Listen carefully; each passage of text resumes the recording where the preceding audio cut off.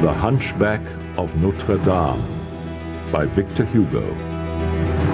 Read by Christopher Lee.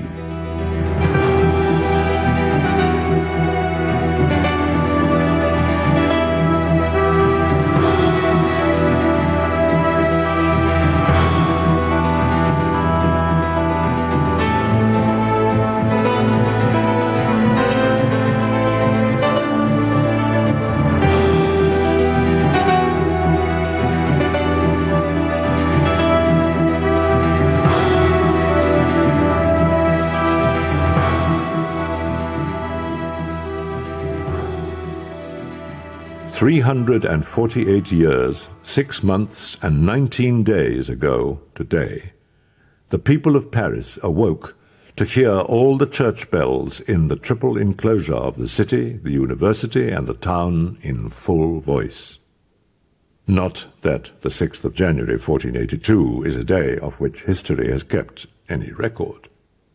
What had excited all the commonalty of Paris on this January the 6th was the twin ceremony of Twelfth Night and the Feast of Fools.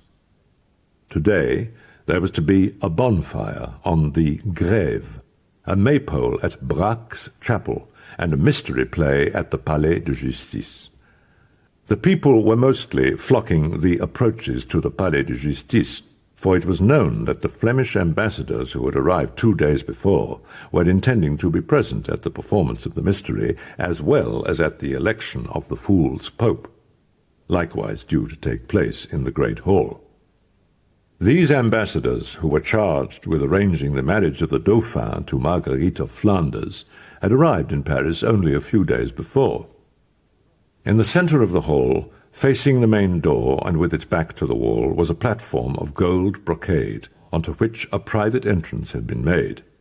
It had been erected for the Flemish envoys and other important persons invited to the performance of the mystery. The play was to begin only at the 12th stroke of noon from the great palace clock.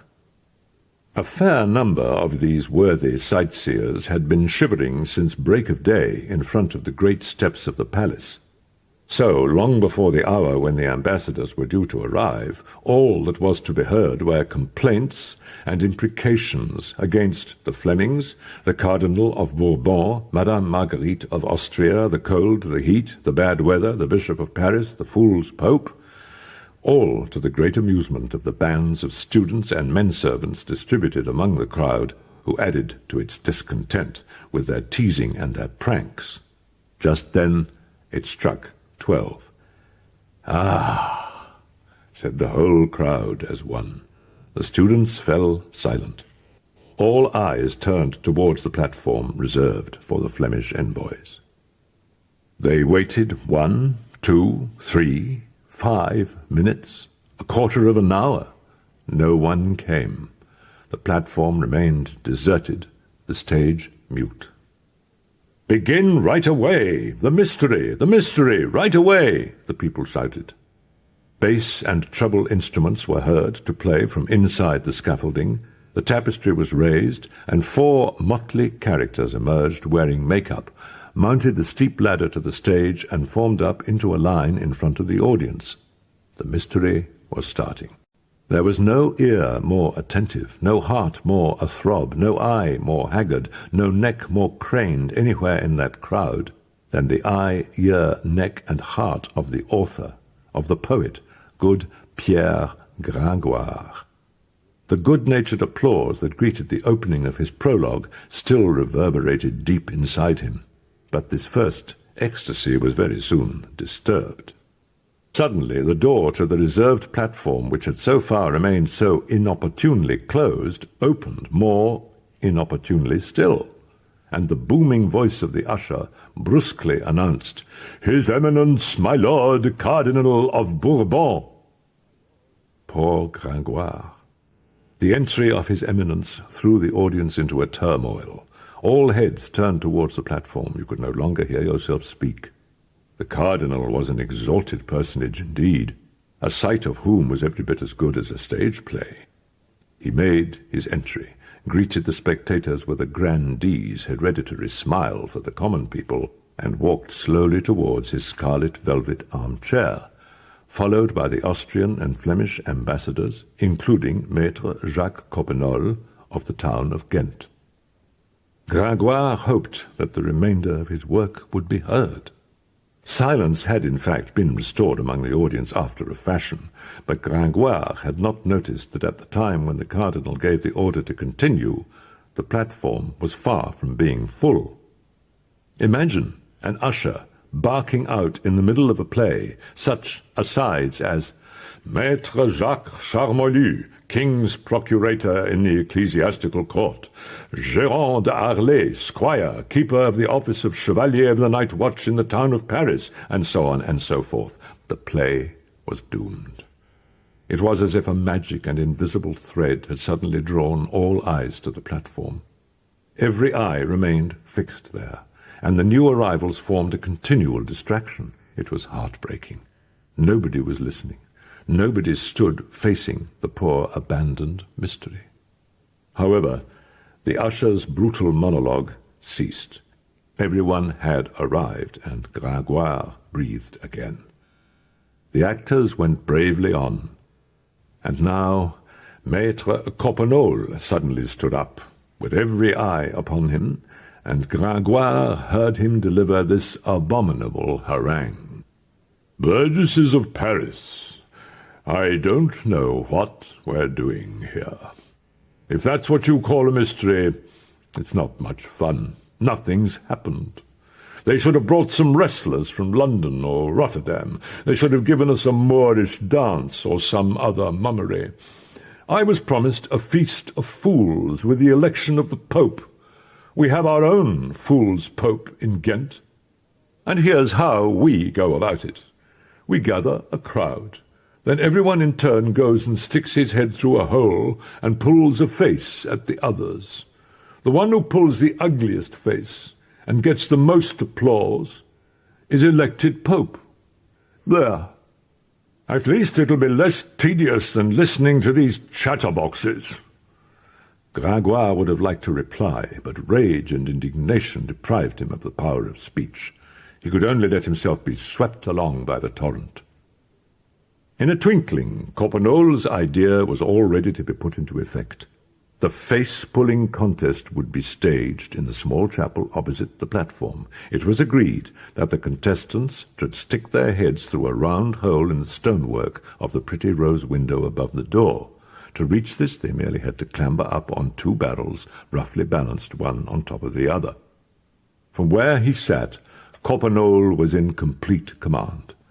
The cardinal felt just as affronted as had Gringoire, and under cover of the upheaval, he withdrew along with his retinue.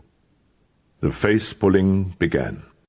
Picture to yourself a succession of faces displaying all the known geometrical shapes, one after the other, every known human expression, every age of man, every kind of animal profile. It was as if all the masks at a Venetian carnival had followed one another under your eye. In a word, a human kaleidoscope.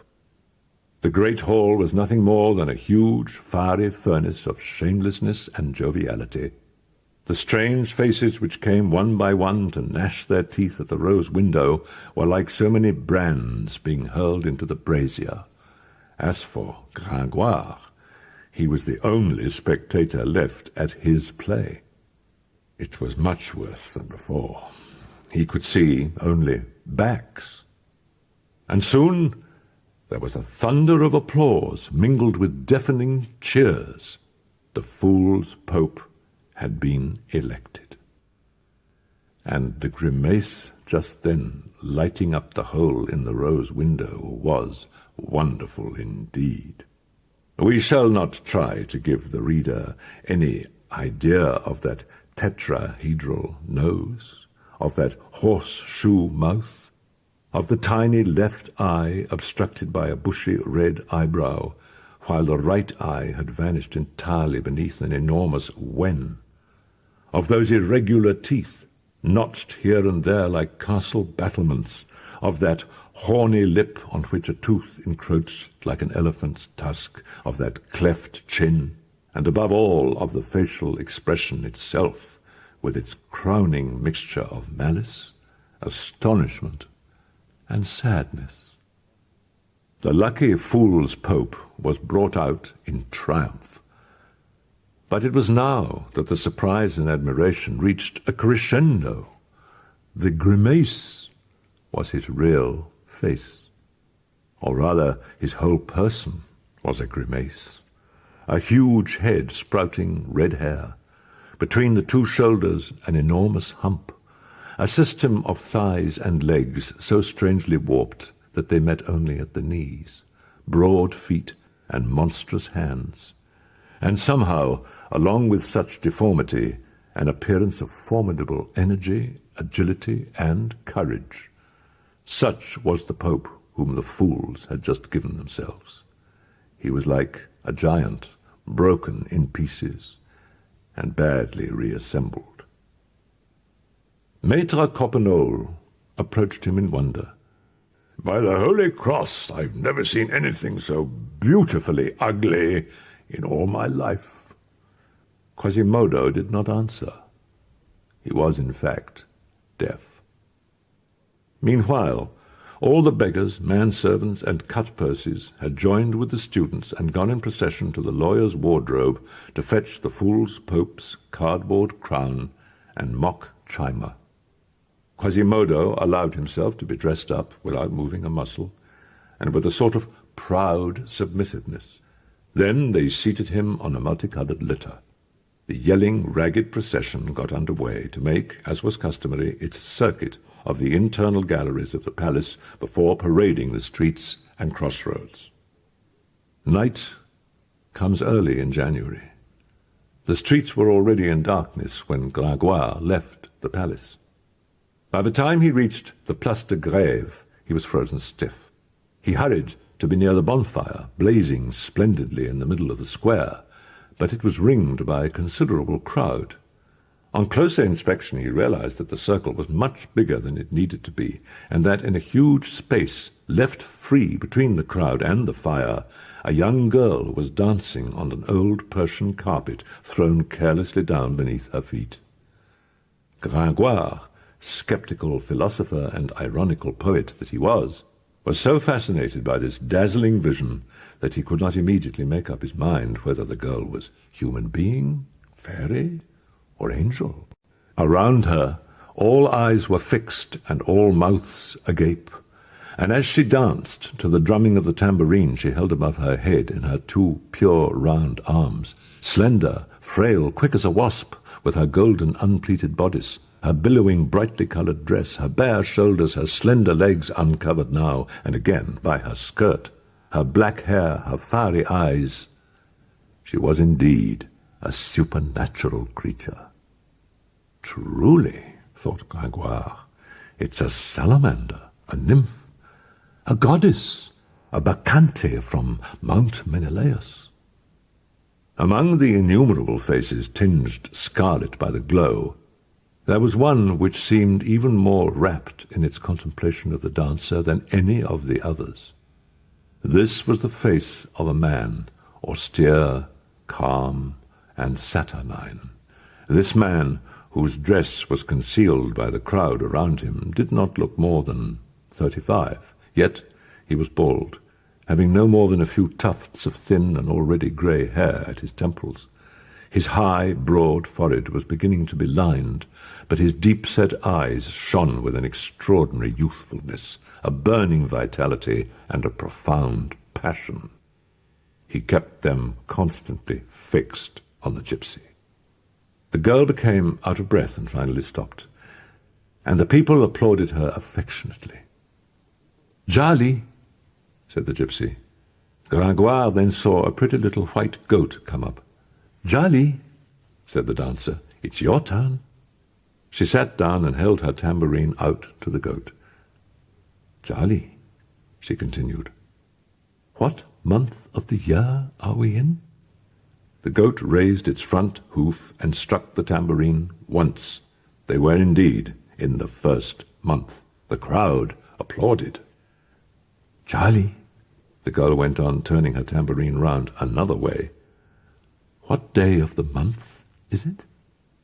Charlie raised his little gilded hoof and struck the tambourine 6 times. "Charlie," continued the gypsy, "what hour of the day is it?" Charlie gave 7 taps. At that very moment, the clock on the Maison aux Piliers struck 7. The people were full of wonder. "There's witchcraft at work there," said a sinister voice in the crowd. It was that of the bald man who had not taken his eyes off the gypsy. She shuddered and turned away, but the applause broke out and drowned this surly exclamation. The gypsy began to collect the crowd's donations in her tambourine. Suddenly, she passed in front of Gringoire, who put his hand to his pocket so unthinkingly that she stopped. "Blast!" said the poet, finding emptiness at the bottom of his pocket. Meanwhile, the pretty girl stood there, staring at him out of her big eyes, holding out her tambourine and waiting. If he had had Peru in his pocket, he would assuredly have given it to the dancer. But Gringoire did not have Peru, and what is more, America had not yet been discovered. Luckily, an unforeseen incident came to his aid. "Will you go away, you locust from Egypt?" cried a shrill voice coming from the darkest corner of the square. It was a woman's voice, a pious and spiteful voice. "It's the recluse in the Tour Roland," shouted a band of children. "It's the sachette, grumbling. Hasn't she had her supper?"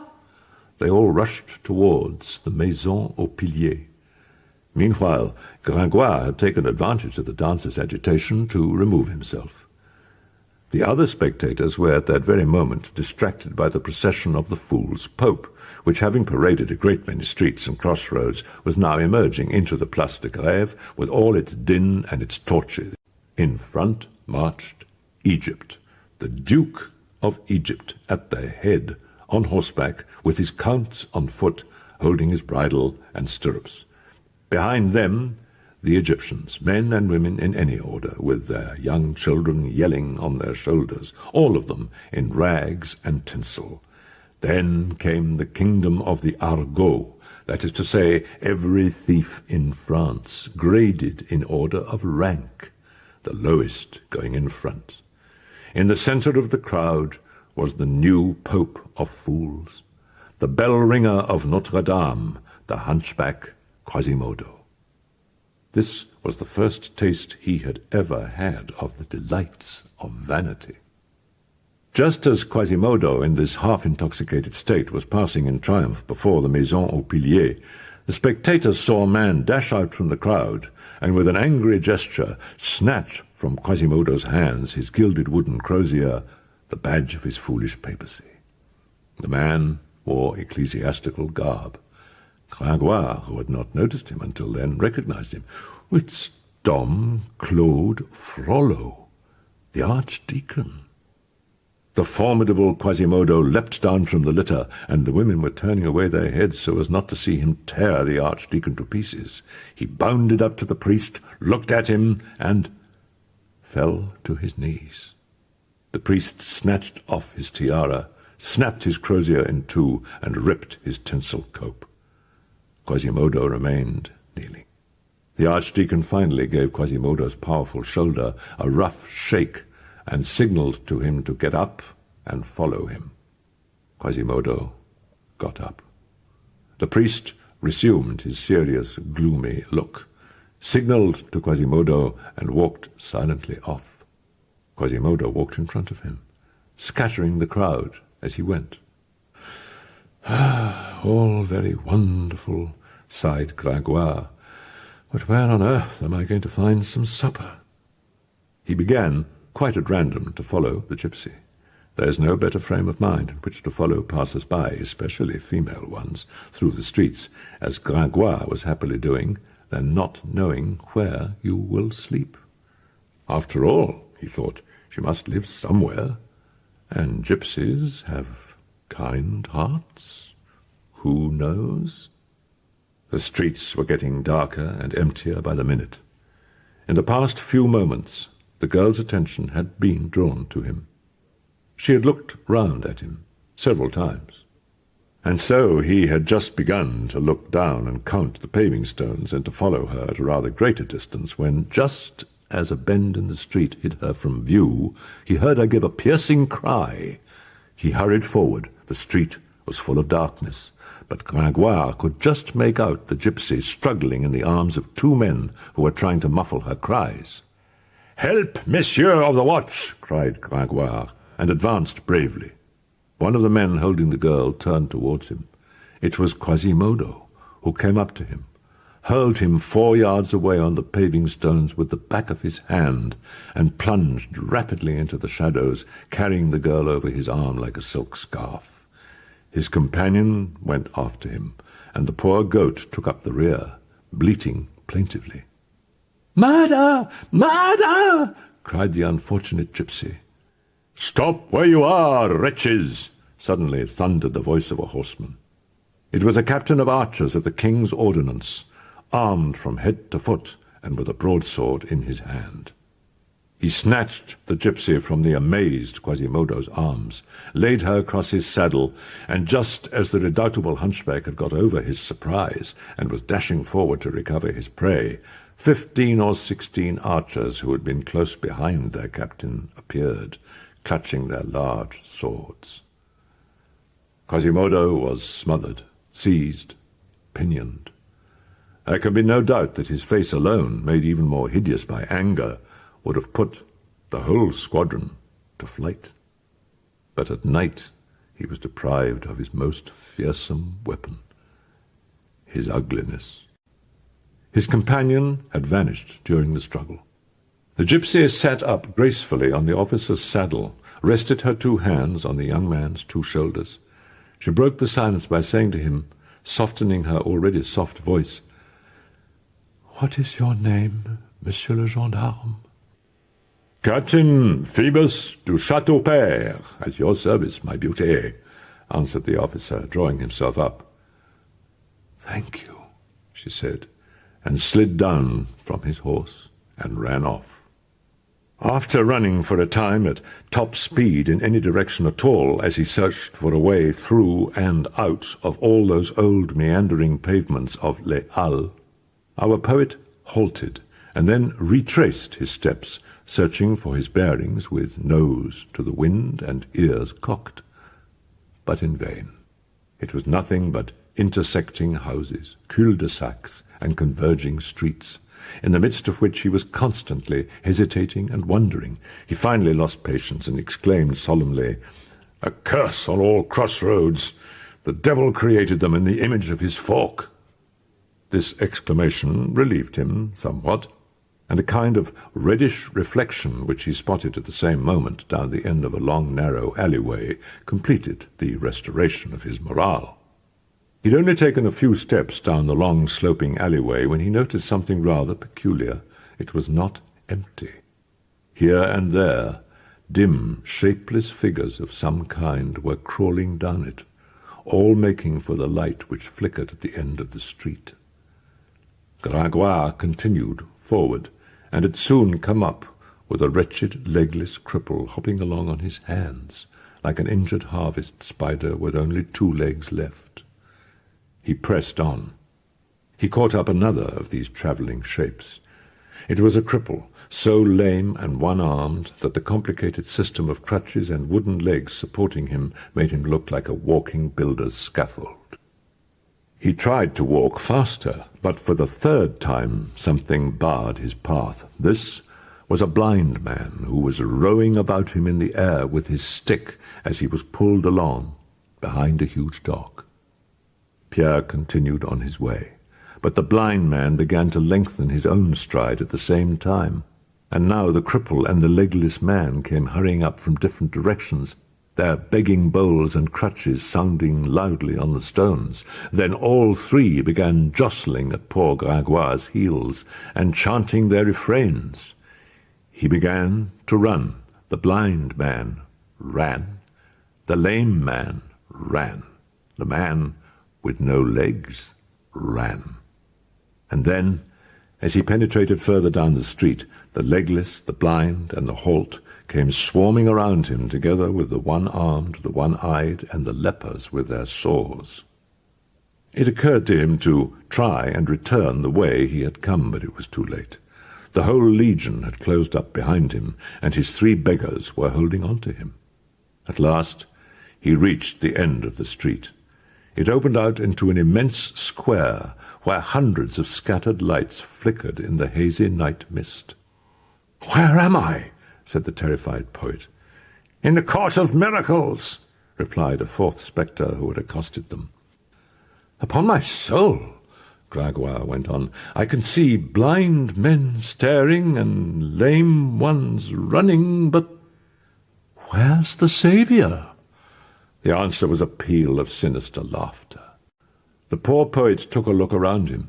He was indeed in the redoubtable Court of Miracles, where no law-abiding man had ever penetrated at such an hour, a magic circle where gypsies, unfrocked priests, ruined students, and wastrels from every nation and of every religion, where beggars covered in artificial sores by day and transformed themselves by night into brigands. In short, a vast dressing-room in which the entire cast of the everlasting comedy performed in the streets of Paris by theft, prostitution, and murder donned and removed their costumes.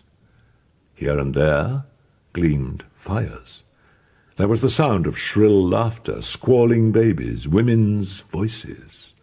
Now and then a dog that looked like a man, or a man that looked like a dog, would go past along the ground where the flickering light from the fires merged with the great indeterminate shadows.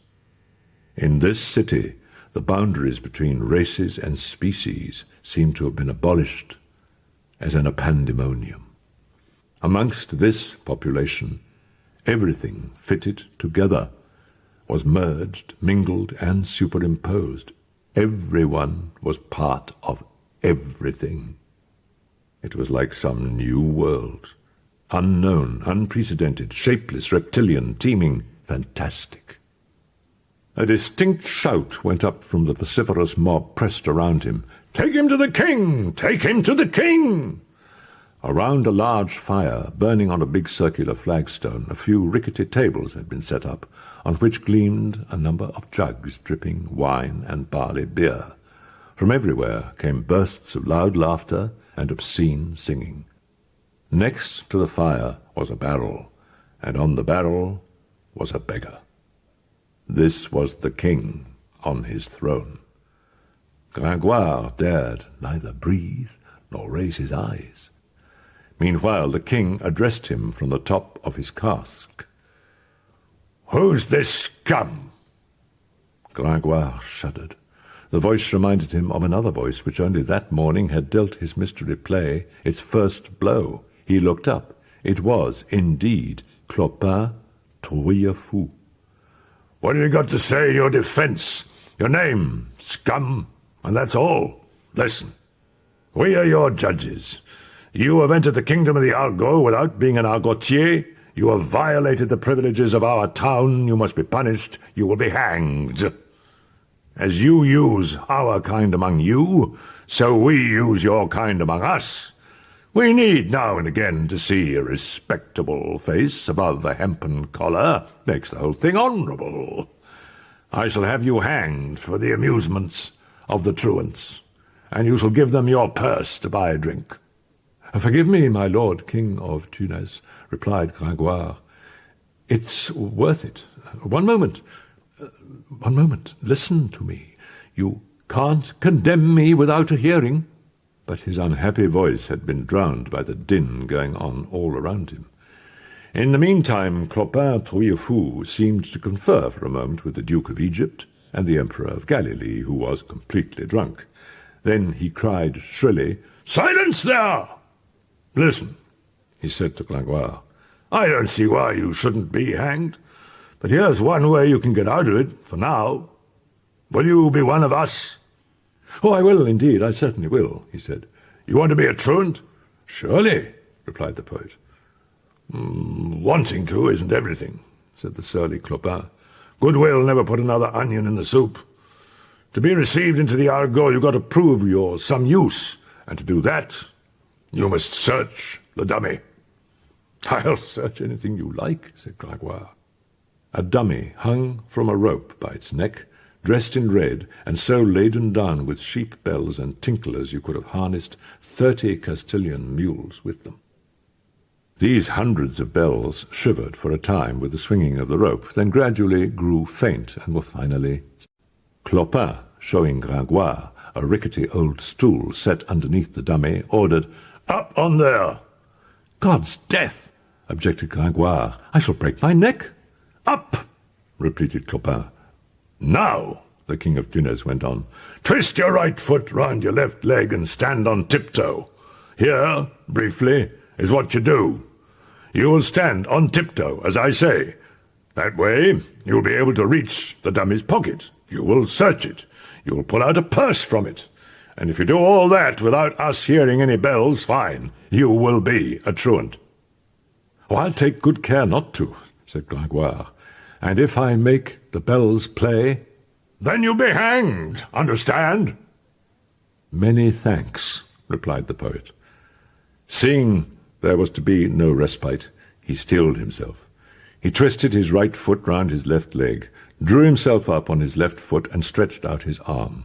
But just as he touched the dummy, he lost his balance and fell heavily to the ground, quite deafened by the fatal vibration of the countless bells, as the dummy, yielding to his hand, rotated once, and then swung majestically between the two posts.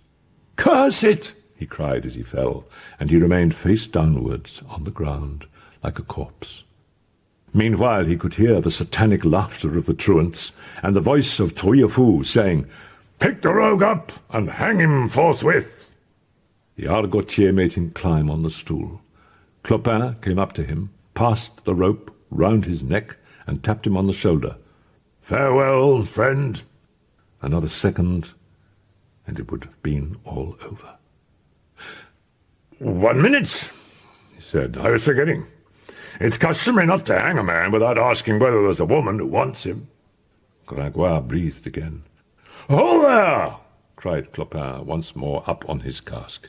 "Hold there! Women, females, come and see! A man! For nothing! Who will have him?" Because of the wretched state he was in, Gringoire was doubtless not very inviting. The truant women showed scant interest in the proposal. The luckless man heard them answer, "No, no, hang him, then we shall all enjoy him." At that moment a cry went up among the Argotiers. "La Esmeralda! La Esmeralda!" Gringoire shuddered and turned to where the shouting was coming from. The crowd parted to allow through a pure and dazzling figure. It was the gypsy girl. She stepped lightly up to the victim. "Are you going to hang this man?" she said solemnly to Clopin. "Yes, sister," answered the King of Tunis, "unless you take him for your husband." She gave her pretty little pout with her bottom lip.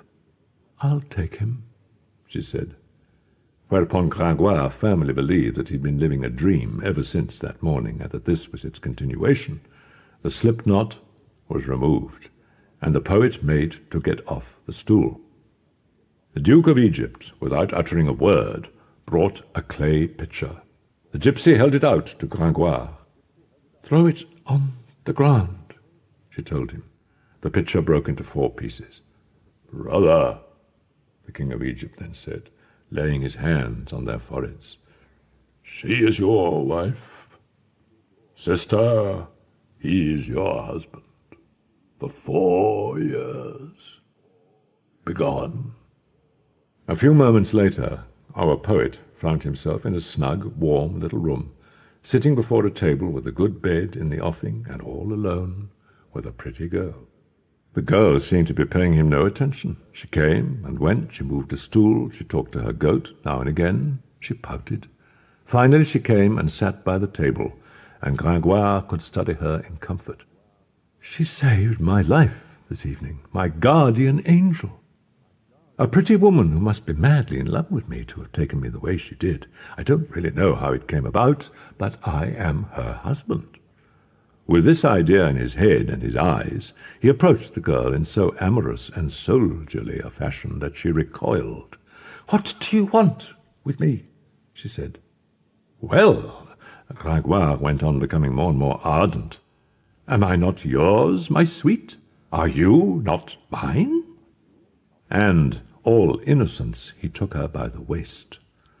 With one bound she was at the far end of the room, where she bent down, then straightened up again with a small dagger in her hand, before Gringoire had even had time to see where the dagger came from. At the same time, the little white goat set itself in front of her and showed Gringoire its battle front, bristling with two pretty gilded and very pointed horns. His bewildered gaze went from the goat to the girl, and back again. The gypsy it was who broke the silence. "You must be asking for trouble." "Forgive me, mademoiselle," said Gringoire, smiling. "Why did you take me for a husband?" "Should I have let them hang you?" "So," the poet went on, somewhat disappointed in his amorous expectations, "your only thought when you married me was to save me from the gibbet?" "What other thought do you expect me to have had?" "Come," he said, "I'm not as victorious yet as I thought. But what was the point of breaking that wretched pitcher, then?" "Let's make a pact. I swear to you, on my share of paradise, that I won't come near you without your leave and permission. But give me some supper." The gypsy did not answer. She gave her contemptuous little pout, lifted her head like a bird, and then burst out laughing. A moment later, a loaf of rye bread, a slice of bacon, a few wrinkled apples, and a jug of barley beer were on the table. Gringoire set to with a will. The girl sat in front of him in silence, watching him eat, obviously preoccupied by some other thought, at which she smiled now and again. Having appeased the first bleatings of his stomach, Gringoire risked a delicate question. "So you don't want me for a husband?" The girl eyed him hard and said, "No." "For your lover?" Gringoire went on. She pouted and answered, "No." "For your friend?" Gringoire persevered. Again she eyed him hard, and after a moment's thought she said, "Perhaps." "Do you know what friendship is?" he asked. "Yes," answered the gypsy. "It's being brother and sister, two souls which touch without merging, two fingers on one hand." "And love?" Gringoire continued. "Oh, love," she said, and her voice trembled and her eyes shone. "That's being two and only one, a man and a woman who merge into an angel. That is heaven." "Phoebus," she said in an undertone. Then turning to the poet, "What does Phoebus mean?" Gringoire was nothing loath to show off his erudition. "It's a Latin word meaning sun." "Sun," she went on. "It was the name of a very handsome archer who was a god," added Gringoire. "God," the gypsy echoed, and there was something both thoughtful and passionate in her tone. At that moment, one of her bracelets came undone and fell off. Gringoire quickly bent down to pick it up.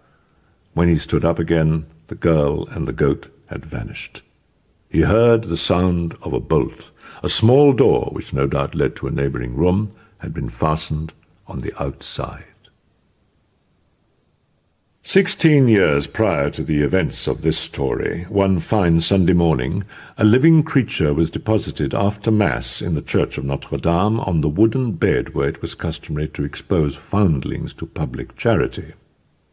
In front of the wooden bed was a copper bowl for alms.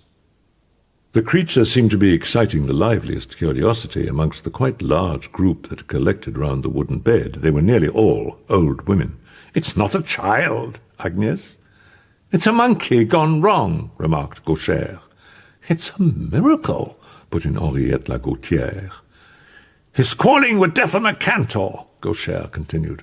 "I imagine it's a wild beast," said Agnès. Something not Christian which ought to be thrown into the water or on the fire.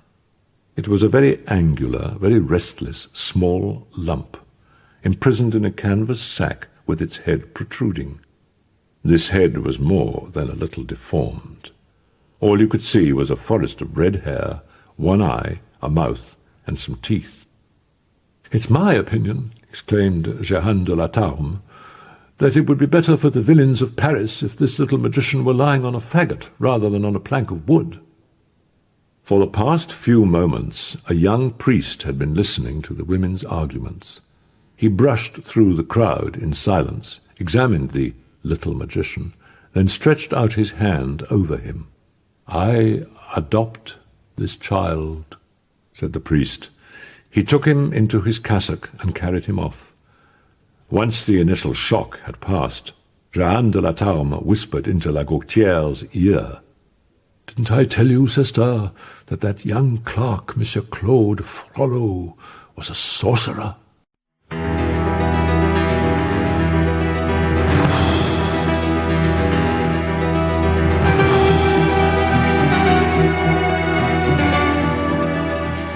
Now, by 1482, Quasimodo was grown up.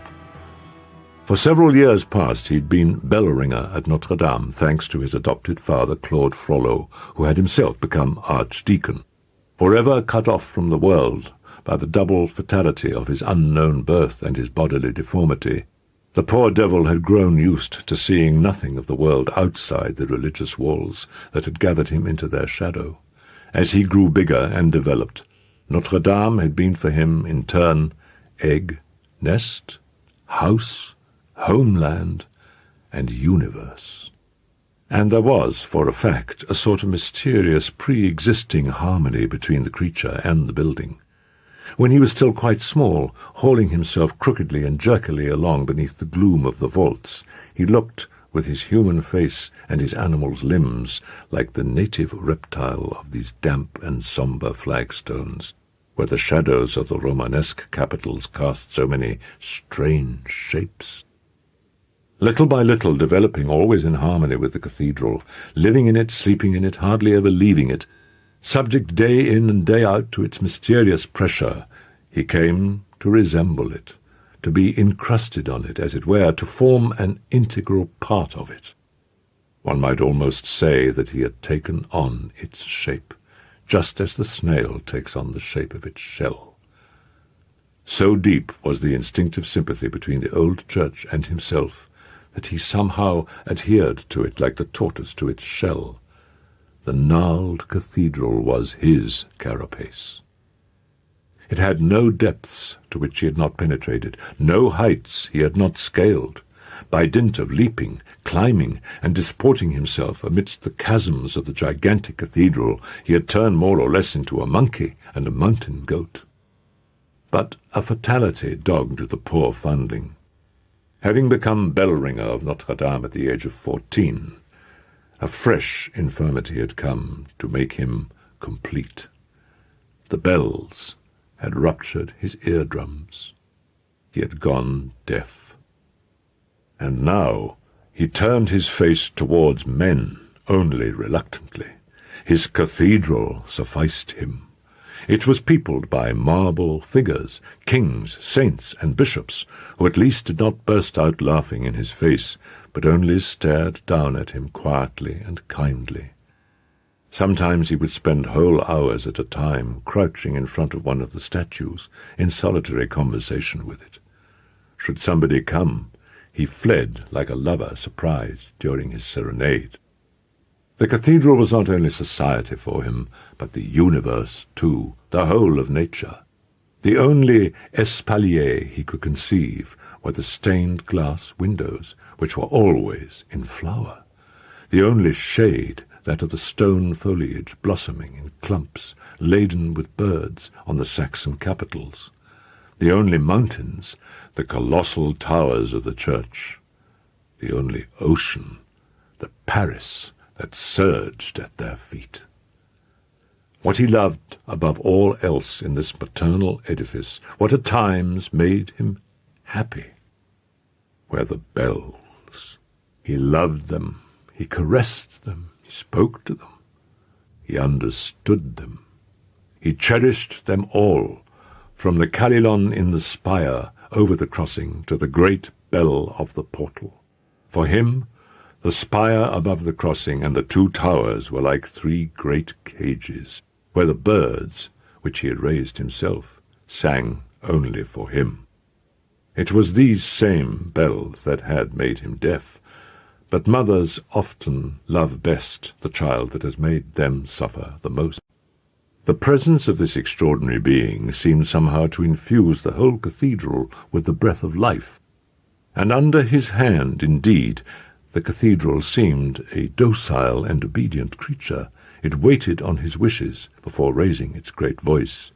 It was possessed and filled by Quasimodo as by a familiar spirit. It was as if he made the vast edifice breathe. Egypt would have taken him for the god of the temple. The Middle Ages believed he was its demon. In fact, he was its soul.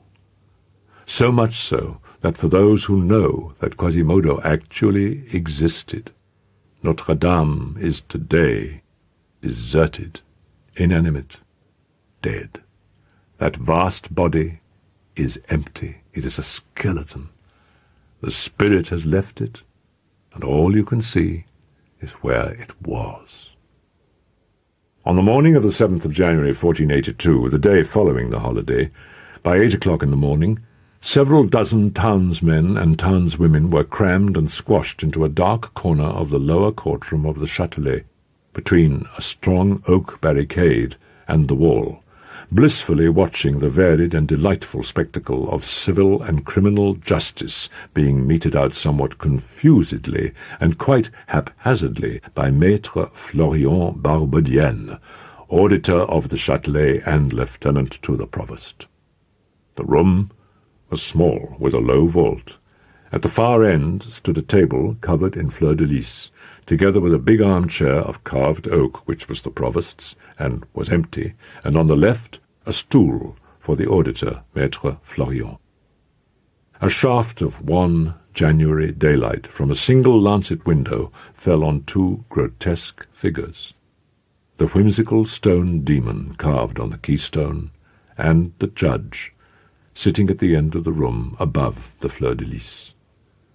Maître Barbedienne, auditor of the Châtelet, leaning hunched on the provost's table between two bundles of legal documents, was deaf.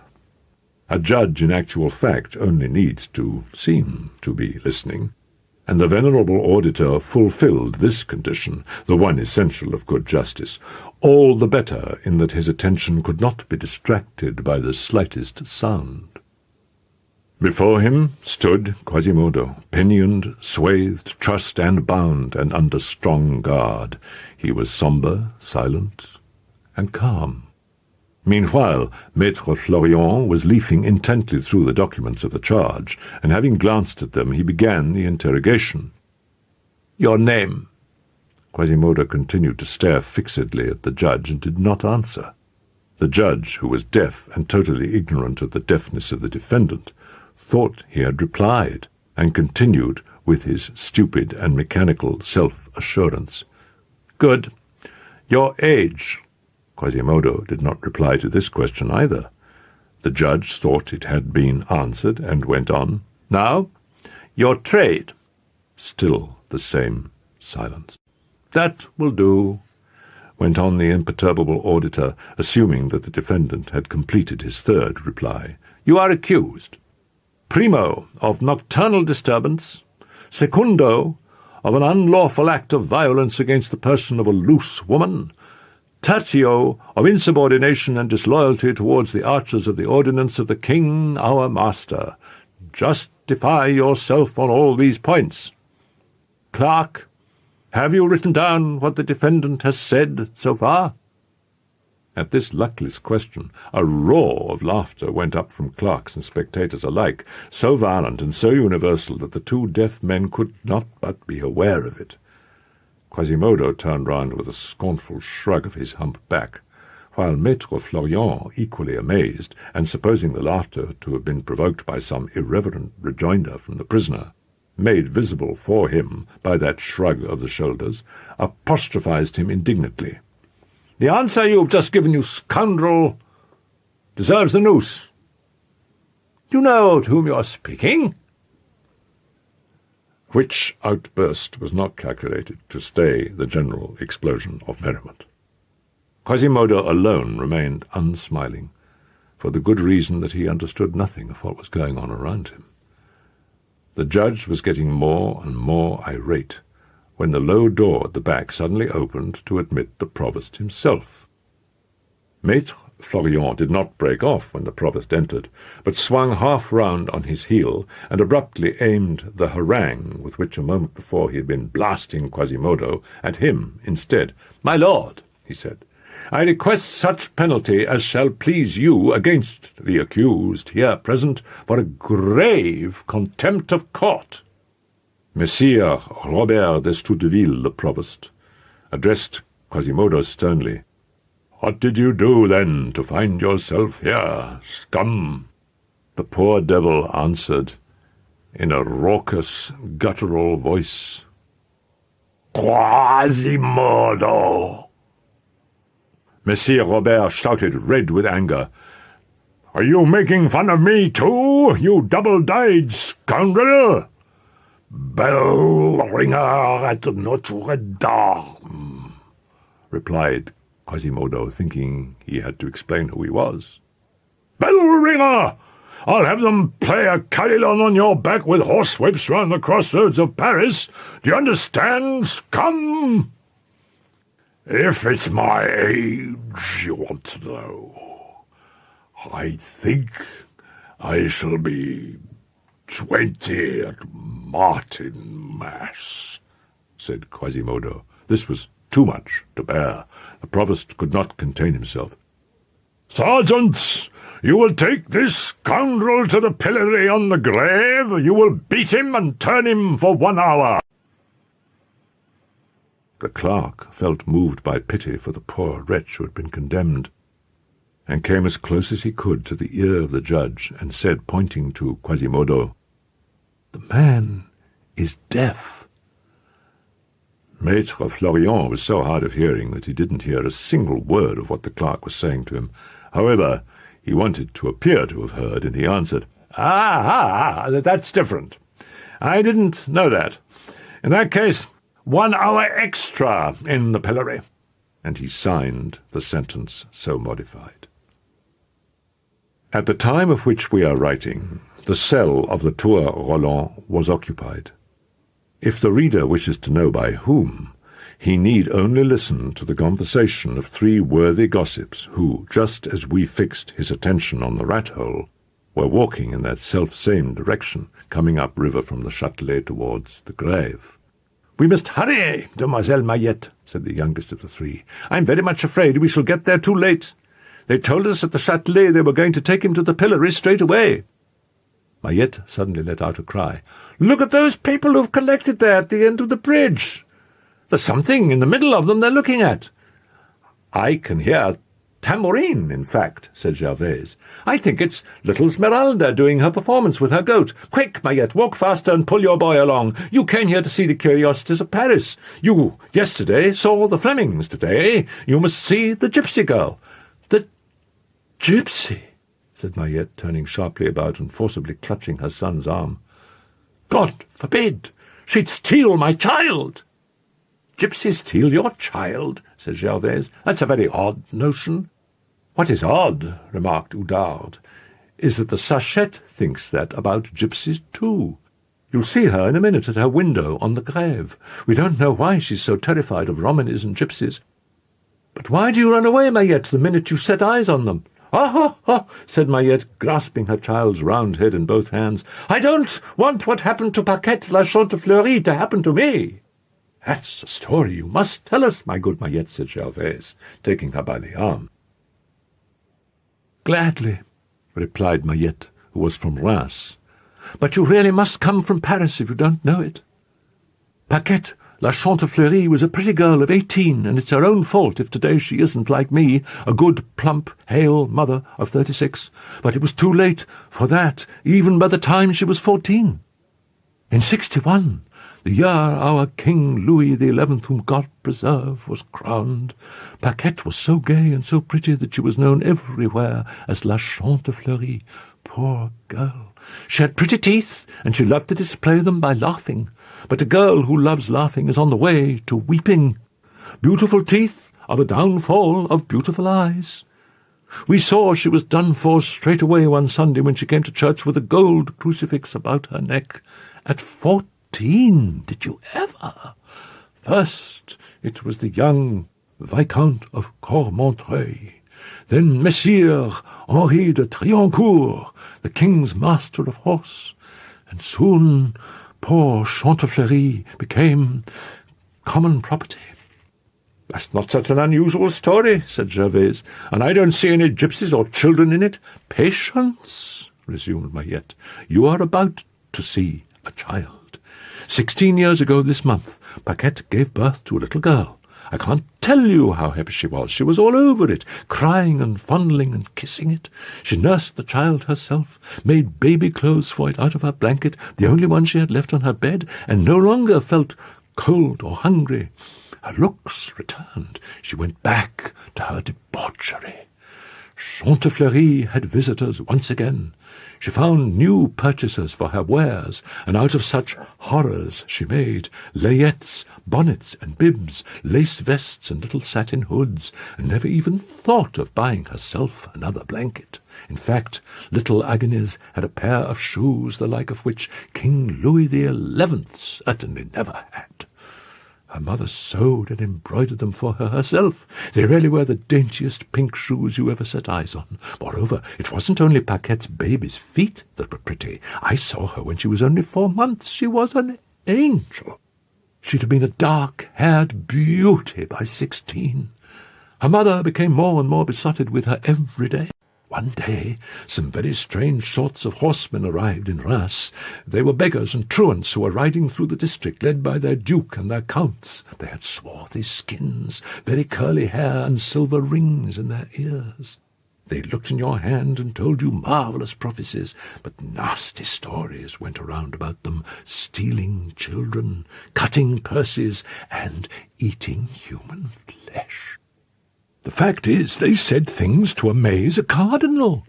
Mothers showed their children off in triumph after the gypsies had read in their hands all sorts of miracles written in pagan and Turkish. Poor Chantefleurie wanted to find out whether her pretty little Agnes might not one day be Empress of Armenia or somewhere, so she took her to the gypsies. And how the gypsies admired the child, fondling it, kissing it. They made a special fuss of its pretty feet and shoes. She was very frightened by the gypsies and cried, but her mother kissed her all the harder and went away overjoyed by what the soothsayers foretold for Agnes. She was to be a beauty, a virtue, a queen. The next day, when the child was asleep on her bed, she took the opportunity to leave the door quietly ajar and ran to tell a neighbour that the day would come when her daughter Agnes would be waited on at table by the King of England or the Archduke of Ethiopia and 100 other surprises. When she returned, she found the door wider open than she had left it, and ran to the bed. The baby was no longer there. All that remained was one of its pretty little shoes. She dashed from the room and threw herself down the stairs and started banging her head against the wall, shouting, my baby, who's got my baby, who's taken my baby?" The street was deserted, the house isolated. No one could tell her anything. She went through the town all day long like a wild animal that has lost its young. She stopped passers-by and shouted, my daughter, my pretty little daughter! Whoever returns my daughter to me, I will be their servant, their dog servant, and he can eat my heart if he wants." It was heart-rending. That evening she returned home. While she was out, a neighbour had seen 2 gypsy women go upstairs on the sly with a package in their arms, then come down again after closing the door and hurry off. The mother flew up the stairs, but in place of her sweet little Agnes, a sort of hideous little monster, lame, one-eyed and misshapen, was dragging itself across the floor, squealing. It was the monstrous child of some gypsy who had given herself to the devil. La Chantefleurie hurled herself on the little shoe, all that was left to her, all that she had loved. She remained there so long, without moving or speaking or breathing, that they thought she was dead. The following day, 2 leagues from Reims, they found the remains of a big fire, a few ribbons belonging to Paquette's baby, some drops of blood, and some goat's droppings. When La Chantefleurie learned these terrible things, she did not cry. She moved her lips as if to speak, but she couldn't. The next day her hair was grey. The day after that she vanished. "What about the monster?" asked Gervaise. The Archbishop took an interest in the gypsy child and sent it to Paris to be exposed on the wooden bed at Notre-Dame as a foundling. As they talked, the 3 worthy bourgeois had reached the Place Grève and were making automatically for the pillory, around which the crowd was constantly growing. "Oh, by the way," Mayette exclaimed, "we're forgetting the recluse." The 3 women retraced their steps, and when they had nearly reached the house of the Tour Roland, Oudard said to the other 2, "We mustn't all 3 of us look into the cell at once, in case we frighten the sachette. I'll tell you when you can come." She went to the window on her own.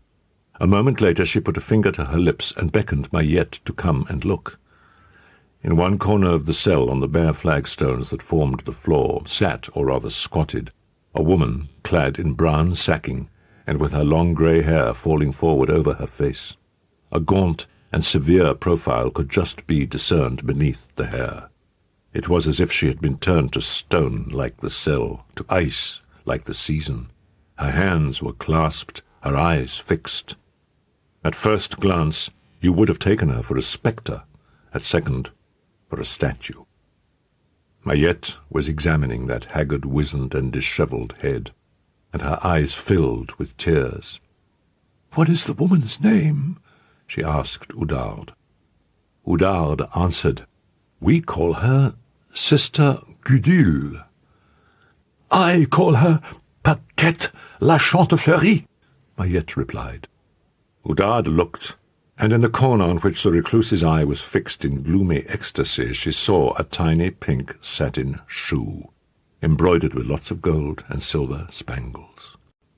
The populace was well trained when it came to waiting for public punishments, and amused itself by gazing at the pillory. A very steep flight of steps of unhewn stone led to the platform on top, on which could be seen a horizontal wheel of plain oak. To this the victim was tied, kneeling down and with his hands behind his back. A wooden shaft, worked from a capstan hidden inside the little building, made the wheel rotate, presenting the prisoner's face to all 4 corners of the square in turn. This was known as turning a criminal. The victim finally arrived, lashed to the tailgate of a wagon, and once he had been hoisted onto the platform, a prodigious hooting broke out in the square, mingled with laughter and applause. They had recognized Quasimodo. He was being pilloried on the self-same square where the day before he had been saluted, acclaimed Pope and Prince of Fools. He was made to kneel on the circular plank, was stripped of his shirt and doublet down to the waist, enmeshed in a fresh system of straps and hooks. A great laugh went up from the crowd when Quasimodo's hump, his camel's chest, and his horny, hairy shoulders were exposed to view. A short, stocky-looking man climbed onto the platform and took up his position beside the victim. This was Maître Pierrat Torterue, sworn torturer at the Châtelet. He began by setting down a black hourglass at one corner of the pillory. A thin, tapering whip could be seen dangling from his right hand, with long, gleaming white thongs, knotted and plaited and studded with metal claws. The wheel started to turn. Quasimodo quivered under his bonds. Suddenly, as the wheel revolved and offered him Quasimodo's mountainous back, Maître Pierrat raised his arm. The slender thongs hissed sharply through the air like a handful of serpents, and came furiously down on the poor devil's shoulders. Quasimodo jumped where he knelt, as if starting from sleep. He was beginning to understand. A violent contraction of surprise and pain distorted the muscles of his face, but no complaint came from him. A second stroke followed the first, then a third, then another, and so on. Soon the blood spurted. It could be seen running in innumerable rivulets down the hunchback's black shoulders. Finally, an usher from the Châtelet stretched out his ebony rod towards the hourglass. The torturer stopped. The wheel stopped. The flogging was over. 2 of the sworn torturer's attendants washed the victim's bleeding shoulders and rubbed them with some ointment or other, which at once closed up all the wounds. But Quasimodo still had to undergo the hour in the pillory. The hourglass was therefore reversed, and the hunchback left tied to the plank so that justice might be fully done. Insults rained down on him by the score, with catcalls and deprecations and laughter, and now and again a stone. Anger, hatred, and despair slowly descended on that hideous face in an ever more sombre cloud, that lifted for a moment, however, when a mule came through the crowd, carrying a priest. The moment he saw the mule and the priest in the distance, the poor victim's face softened. Nevertheless, once the mule came close enough to the pillory for its rider to be able to recognize the victim, the priest lowered his gaze, turned abruptly about, and dug in both his heels, as if he were in a hurry to be spared humiliating entreaties. The priest was the Archdeacon Dom Claude Frollo. The cloud redescended, blacker still, on Quasimodo's brow.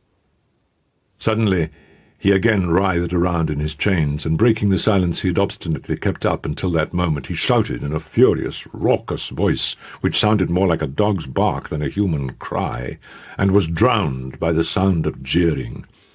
"A drink! Here's a bowl to drink from!" cried a man, letting fly at his chest with a broken jug.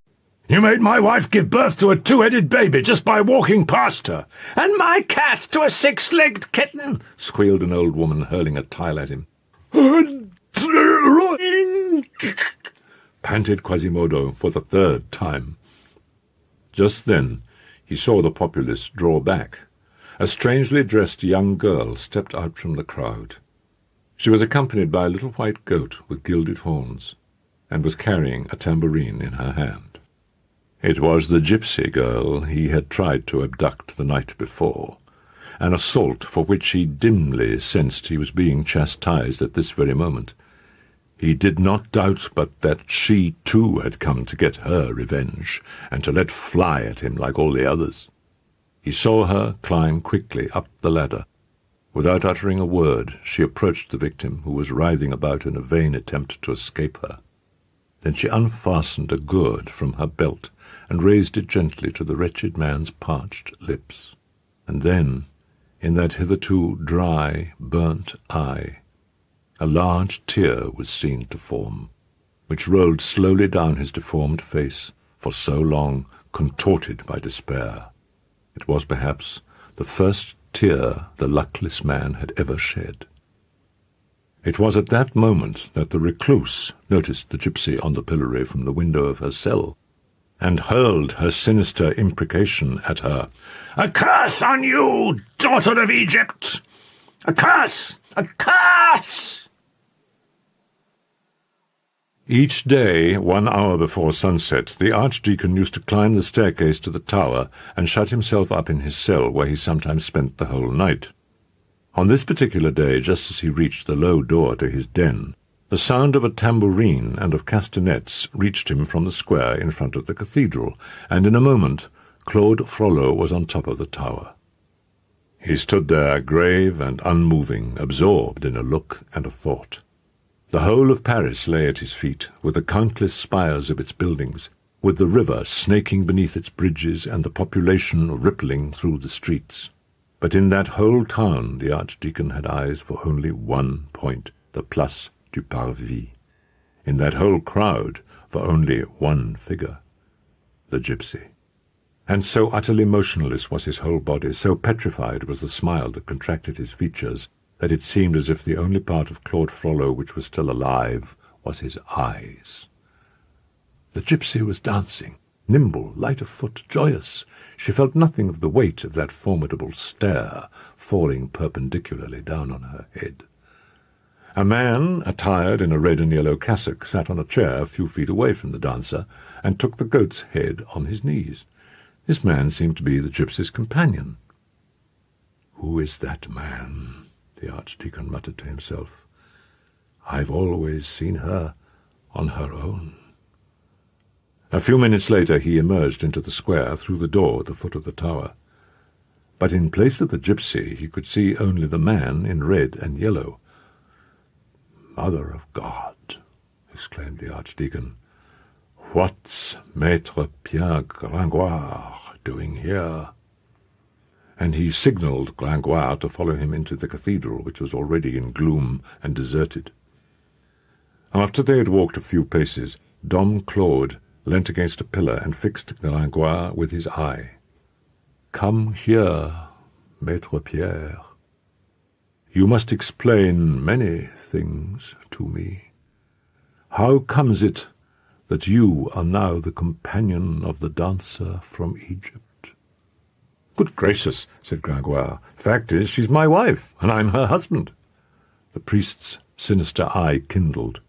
"Can you have done that, you wretch?" he cried, angrily seizing Gringoire by the arm. "Can you have been so God-forsaken as to lay hands on that girl?" "Oh, I swear to you on my share of paradise, my lord," replied Gringoire, trembling in every limb, "that I have never touched her, if that's what's worrying you." "Why do you talk about husband and wife, then?" said the priest. Gringoire hastily told him, as succinctly as he could, all that the reader knows already, his adventure in the Court of Miracles and his wedding with the broken pitcher.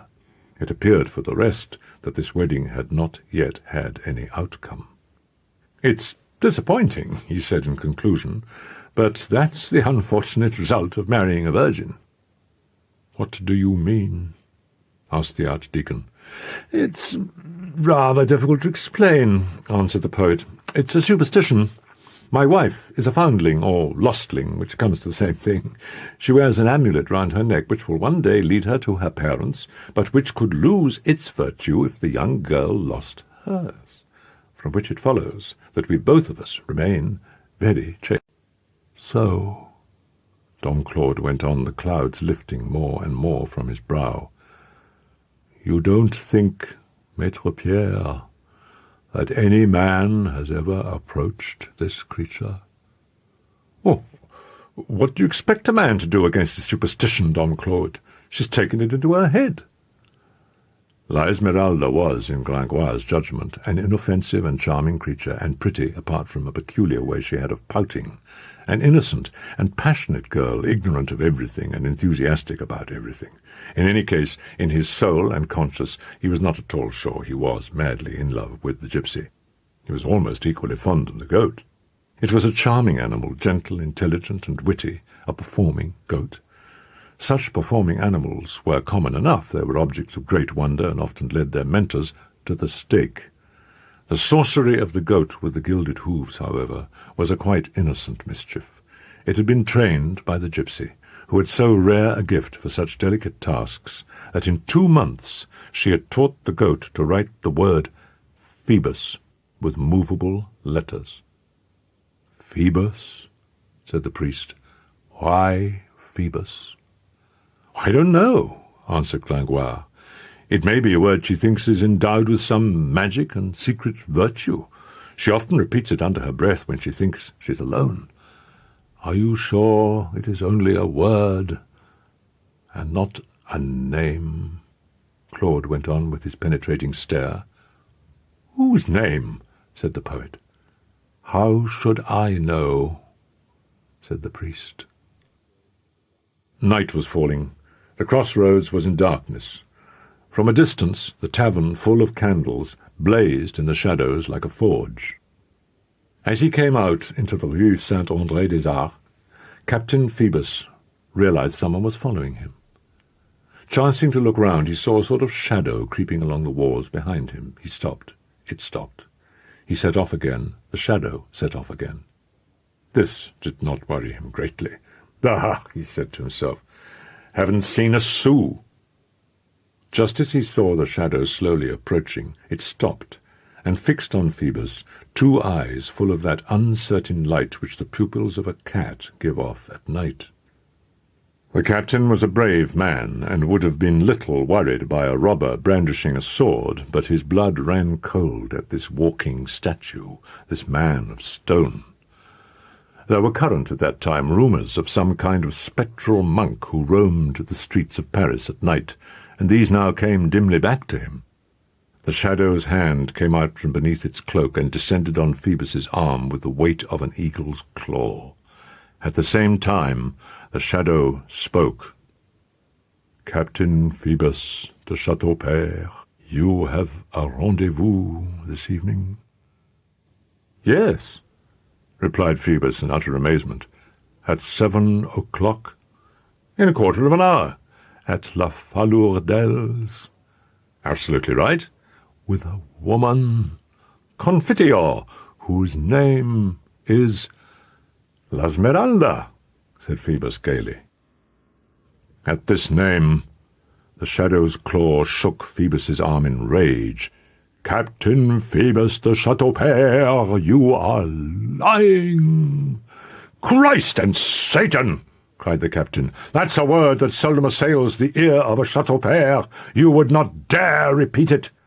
"You are lying," said the shadow coolly. Phantom, monk, ghost superstitions. Phoebus had forgotten them all at this moment. He could see only a man and an insult. He drew his sword. The other, however, did not move. "Captain," the man continued, "tomorrow, the day after, in a month from now, in 10 years, you will find me again, ready to cut your throat. But go first to your rendezvous." "Many thanks for your courtesy, monsieur," replied Phoebus. "I very much hoped to put you to sleep in the gutter, and still arrive in time for my beauty. But you look a robust fellow to me, and it's safer to defer the contest until tomorrow." At this point Phoebus scratched his ear. Corne Dieu! I was forgetting. I haven't a sou to settle the bill for the attic, and the old harridan will want to be paid in advance. She distrusts me."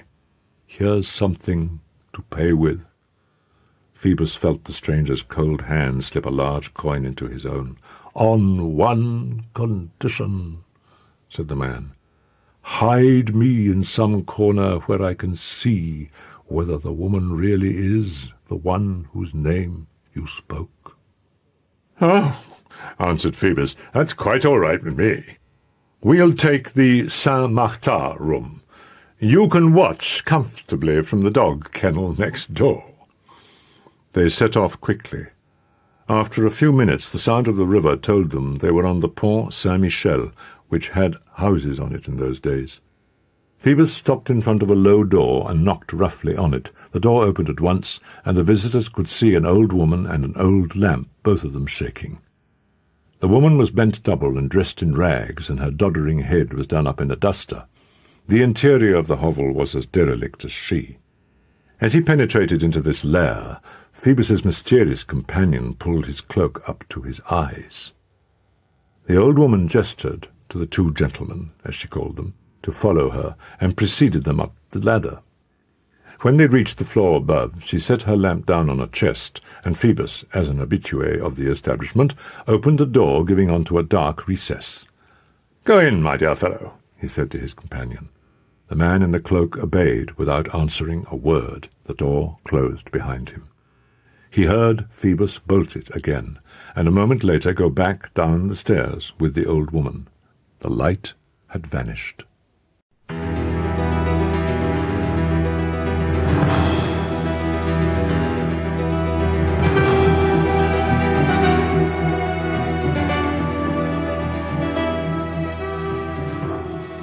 Claude Frollo, for we assume the reader is cleverer than Phoebus and has recognized the phantom monk in this adventure. Claude Frollo groped around for a moment or two in the murky fastness into which the captain had bolted him. His head was on fire. As he rummaged around with his hands, he found a piece of broken glass on the ground, which he pressed against his forehead and whose coolness afforded him some relief. He'd been waiting for a quarter of an hour. He felt he had aged 100 years. All of a sudden he heard the boards creak on the wooden stairs. There was a whitish crack in the worm-eaten door of his garret. He pressed his face to it. In this way he could see the cat-faced old woman, then Phoebus twirling his moustache, then a third person, the lovely, graceful figure of La Esmeralda. Claude shook. A cloud came over his eyes. Everything spun noisily around him. He saw and heard nothing more. When he came to, Phoebus and La Esmeralda were alone, sitting on the wooden chest next to the lamp, which threw into relief for the archdeacon their two young bodies, together with a miserable mattress at the far end of the attic. "Oh," said the girl without lifting her eyes, "don't despise me, my lord Phoebus. I feel that what I'm doing is wrong. The fact is, I'm betraying a vow. I shan't find my parents again. The amulet will lose its virtue. But what does it matter? What do I need a mother and father for now?" As she said which, she fixed the captain with her great black eyes, moist with joy and tenderness. "Damned if I understand you!" exclaimed Phoebus. La Esmeralda remained silent for a moment. Then a tear came from her eyes and a sigh from her lips, and she said, "Oh, my lord, I love you." These words gave him courage. "You love me?" he said ecstatically, and threw his arm around the gypsy's waist. This was the opportunity he had been waiting for. The priest saw and ran his fingertip over the point of a dagger concealed against his breast. "Phoebus," the gypsy continued, gently removing the captain's tenacious hands from her waist, "you are kind, you are generous, you are handsome. I have long dreamt of an officer who would save my life. It was you I was dreaming of before I met you, my Phoebus. My dream had a beautiful uniform like you, and a noble bearing, and a sword. You're called Phoebus. That's a beautiful name. Do you love me? I want you to tell me whether you love me." "Do I love you, angel of my life?" exclaimed the captain, half kneeling. "My body, my blood, my soul, all are yours. All are for you. I love you, and have never loved anyone but you." The captain had rehearsed this phrase so many times, in a great many similar situations, that he now delivered it in one breath and word perfect. At his passionate declaration, the gypsy raised two eyes full of an angelic happiness to the filthy ceiling, which was where the sky should have been. "Oh," she murmured, "this is the moment to die." The captain gently unbuckled the gypsy's belt. "What are you doing?" she said quickly. "Nothing," answered Phoebus. "I was just saying that you will have to give up all these silly street-corner clothes when you're with me." "When I'm with you, my Phoebus," said the girl tenderly. She became silent and thoughtful once again. The captain began very quietly to unlace the poor child's bodice. The priest, suddenly she turned to him. "Phoebus," she said with an expression of infinite love, "instruct me in your religion." "My religion?" cried the captain, and burst out laughing. What do you want with my religion?" "So we can be married," she replied. "What sort of silliness is that, my loving beauty?" Phoebus went on tenderly. "Marriage is nothing. Are we any less devoted because we haven't been to spout Latin in a priest's shop?" As he said which, in his most intimate voice, he moved as close as he could to the gypsy. His hands once more encircled that slender, supple waist in a caress. Dom Claude could see everything. That young and beautiful girl, succumbing in disarray to an ardent young man, caused molten lead to flow in his veins. Suddenly and quickly, Phoebus removed the gypsy's gorget. The poor child backed abruptly away from the presumptuous officer, became red, confused, and speechless with shame at the sight of her bare breasts and shoulders, and folded her lovely arms across her bosom so as to hide it. Meanwhile, the captain's actions had uncovered the mysterious amulet she wore round her neck. "What's this?" he said, using it as an excuse to move closer to the beautiful creature whom he had just scared away. "Don't touch it," she answered rapidly. It's my guardian. It will make me find my family again if I remain worthy of it. Oh, leave me alone, Monsieur le Capitaine. Please, please, Monsieur Phoebus, give me back my gorget." Phoebus recoiled and said coldly, "Oh, mademoiselle, I can see clearly you don't love me." "Not love you?" cried the poor wretched child, hanging on to the captain at the same time and making him sit down beside her. "Not love you, my Phoebus? What are you saying, you wicked man? You will break my heart. Oh, come, take me, take everything. Do what you like with me. I am yours. What does the amulet matter? What does my mother matter? Phoebus, I shall be your mistress, your amusement, your pleasure. And when I'm old or ugly, Phoebus, when I'm no longer any good for loving you, my lord, you will still let me wait on you. You'll take pity on me, won't you, Phoebus?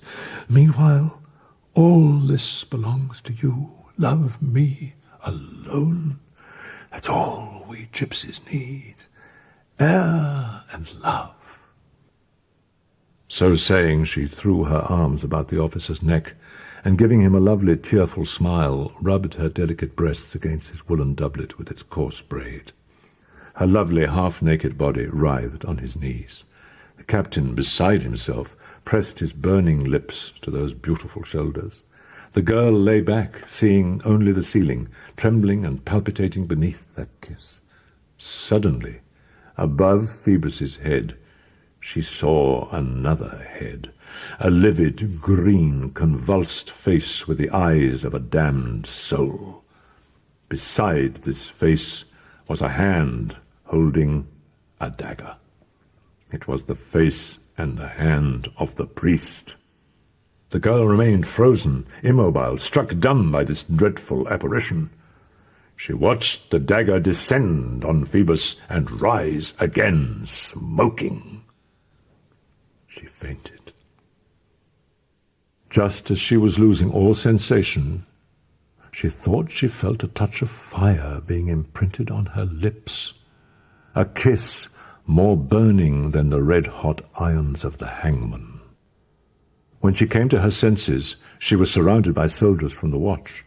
The captain was being carried out, drenched in his own blood. The priest had vanished, and she heard them saying around her, "It's a witch who stabbed a captain."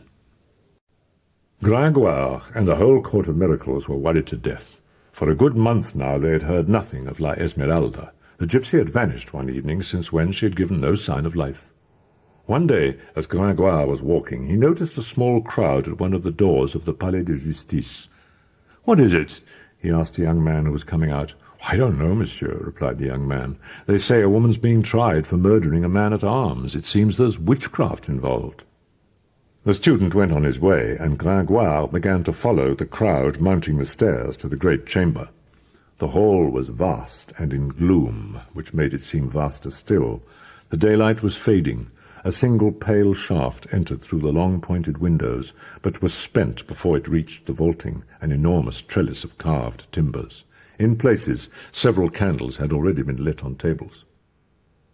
The front of the hall was occupied by the crowd. To right and left were lawyers at tables. At the far end, on a platform, a great many judges, the rear ranks of whom were lost in the murk. Sinister and unmoving faces. An important deposition was being heard. "My lords," an old woman was saying in the middle of the hall, "the thing is as true as it's true that I'm La Falourdel, established these 40 years on the Pont Saint-Michel. I sew the girl and the captain up to the upstairs room and leave them on their own, with the goat, that is. All of a sudden I hear a cry from upstairs, something falling on the floor and the window being opened. I run to mine, which is underneath it, and I see a black shape go past my eyes and fall into the water. It was a phantom, dressed as a priest. It was bright moonlight. I saw it clear as clear. It swam towards the Cité. Then All of a tremble I call the watch. We go up, and what do we find? My poor room all covered in blood, the captain stretched out full length with a dagger in his neck, the girl acting dead, and the billy goat terrified. The worst of it was the next day, when I wanted to take the crown and buy tripe. I found a dried leaf in its place. A murmur of horror went round the audience. "Mistress Falourdel," said the president majestically, "have you nothing more to tell the court?" A magistrate who reminded Gringoire of a crocodile stood up. "I beg you not to lose sight of the fact, monsieur, that a dagger was found on the accused." "Mistress Falourdel, have you brought the dried leaf into which the crown the demon gave you was turned?" "Yes, my lord," she replied. "I found it again. Here it is." "It's a birch leaf," said the magistrate, "a further proof of magic." "You have the dossier of evidence, monsieur," added the magistrate as he sat down. "You can consult the statement of Phoebus de Chateaupert." At this name the accused stood up. Her head showed above the crowd. The terrified Gringoire recognized La Esmeralda. She was pale. Her hair, previously so elegantly plaited and spangled with sequins, hung unkempt. Her lips were blue, her eyes alarmingly sunken. Alas! "Phoebus," she said, distraught, "where is he? Oh, my lords, please, before you kill me, tell me whether he is still alive." "Silence, woman," replied the president. "He is dying. Does that satisfy you?" The wretched girl slumped back onto her stool without speaking and without crying, as white as a wax dummy.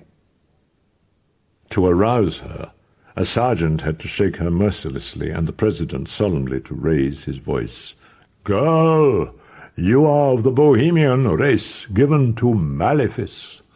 On the night of 29th March last, you did, in complicity with the bewitched goat implicated in this trial, stab and kill, in concert with the powers of darkness, and with the help of charms and practices, a captain of archers of the king's bodyguard, Phoebus de Chateaupert. Do you continue to deny it?"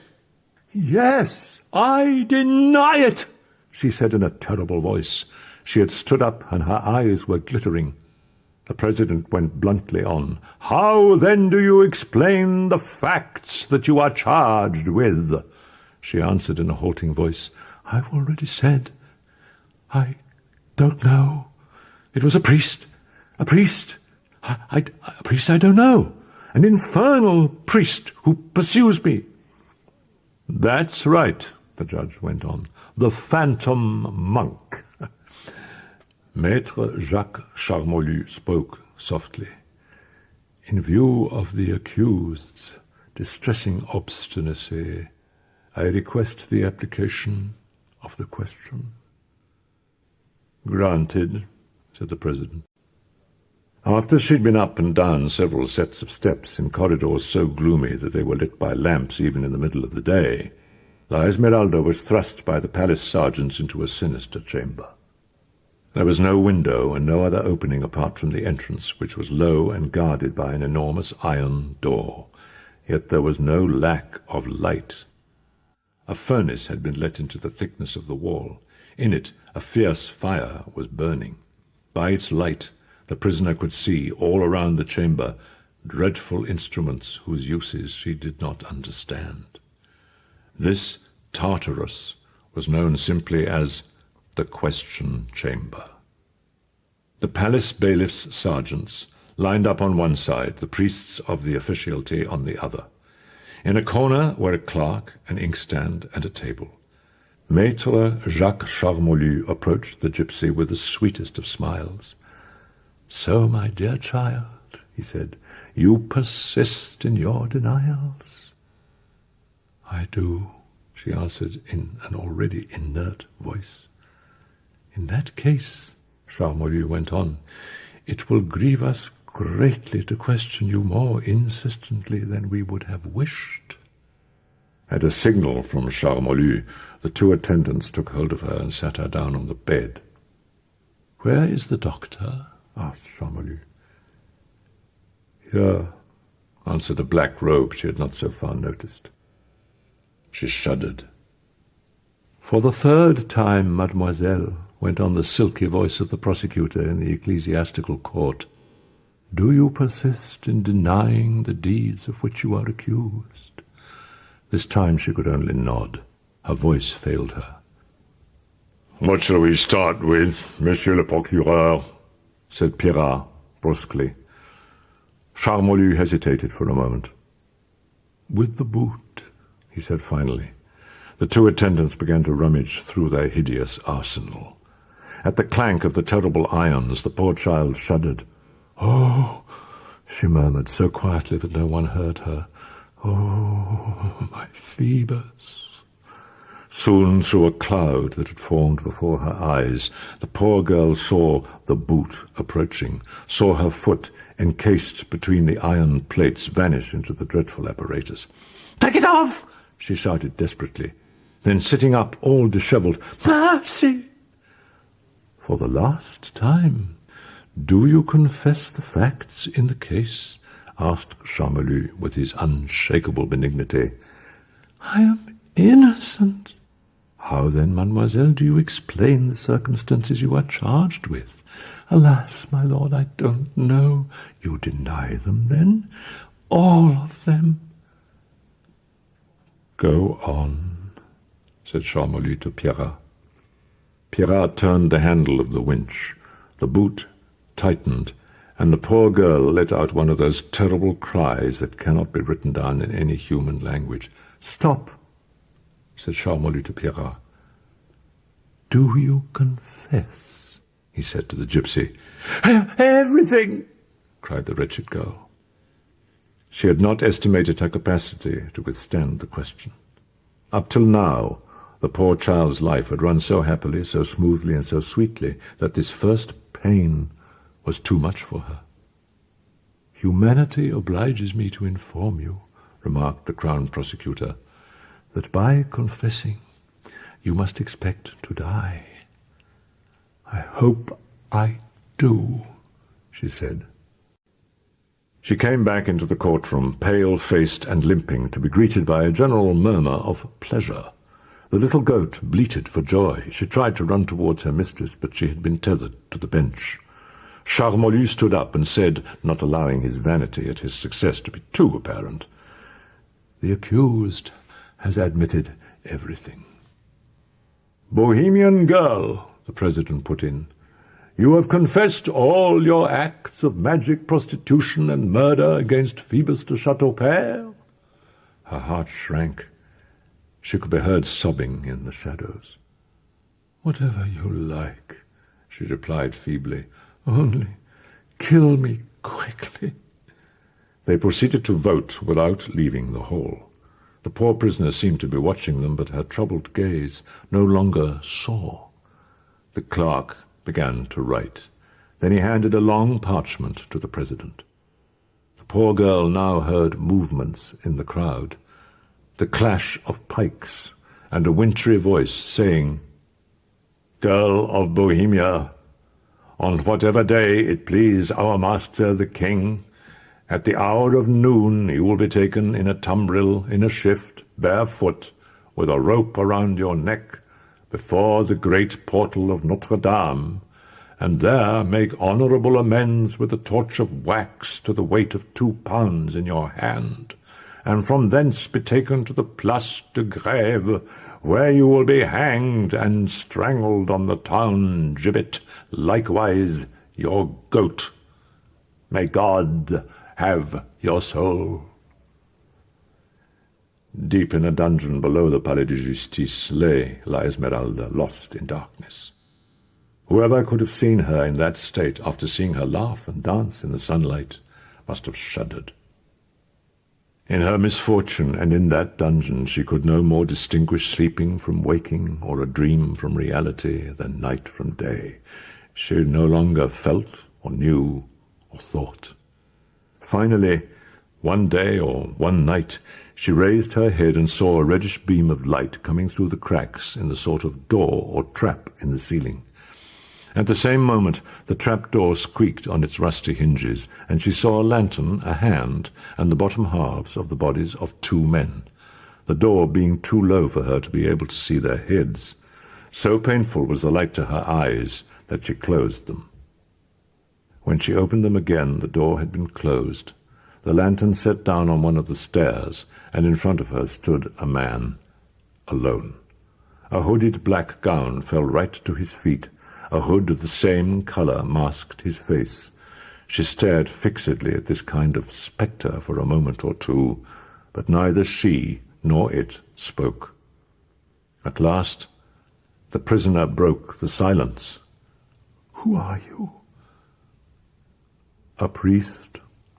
The sound of his voice made her shudder. The priest continued in muffled tones, "Are you prepared?" "For what?" "To die." "Oh," she said. "Will it be soon?" "Tomorrow." "That's still a long time," she murmured. "Couldn't they have done it today?" "Are you very unhappy, then?" asked the priest after a silence. She suddenly began to cry like a child. I want to get out of here, monsieur. I'm cold. I'm frightened. And there are creatures that climb all over me." "Very well. Follow me." The priest took her by the arm. "Oh," she murmured, "that is the icy hand of death. Who are you, then?" The priest lifted his cowl. She looked. It was the same demon's head that had appeared to her at La Falourdels, above the head of her adored Phoebus. "Ah!" she cried, her hands over her eyes and trembling convulsively. "It's the priest!" The priest eyed her like a kite which has long and silently been contracting the fearsome circles of its flight, and then suddenly pounces on its prey. She began to murmur softly, "Finish me, finish me," and she hunched her head in terror between her shoulders. "Do I horrify you, then?" he said finally. She made no answer. "Do I horrify you?" he repeated. Phoebus, meanwhile, had not died. When the archdeacon repeated to the condemned girl, "He's dead," the fact is he did not know, but believed he was dead, was banking on it, did not doubt it, and certainly hoped he was. Phoebus's wound was less serious than the archdeacon liked to think. The master apothecary had feared for his life for a week. Nevertheless, youth had regained the upper hand, and so one fine morning, feeling better, he left the doctor his gold spurs by way of payment and sneaked off. In those days, justice was little concerned with the accuracy or propriety of a criminal trial. Provided the accused was hanged, that was all it needed.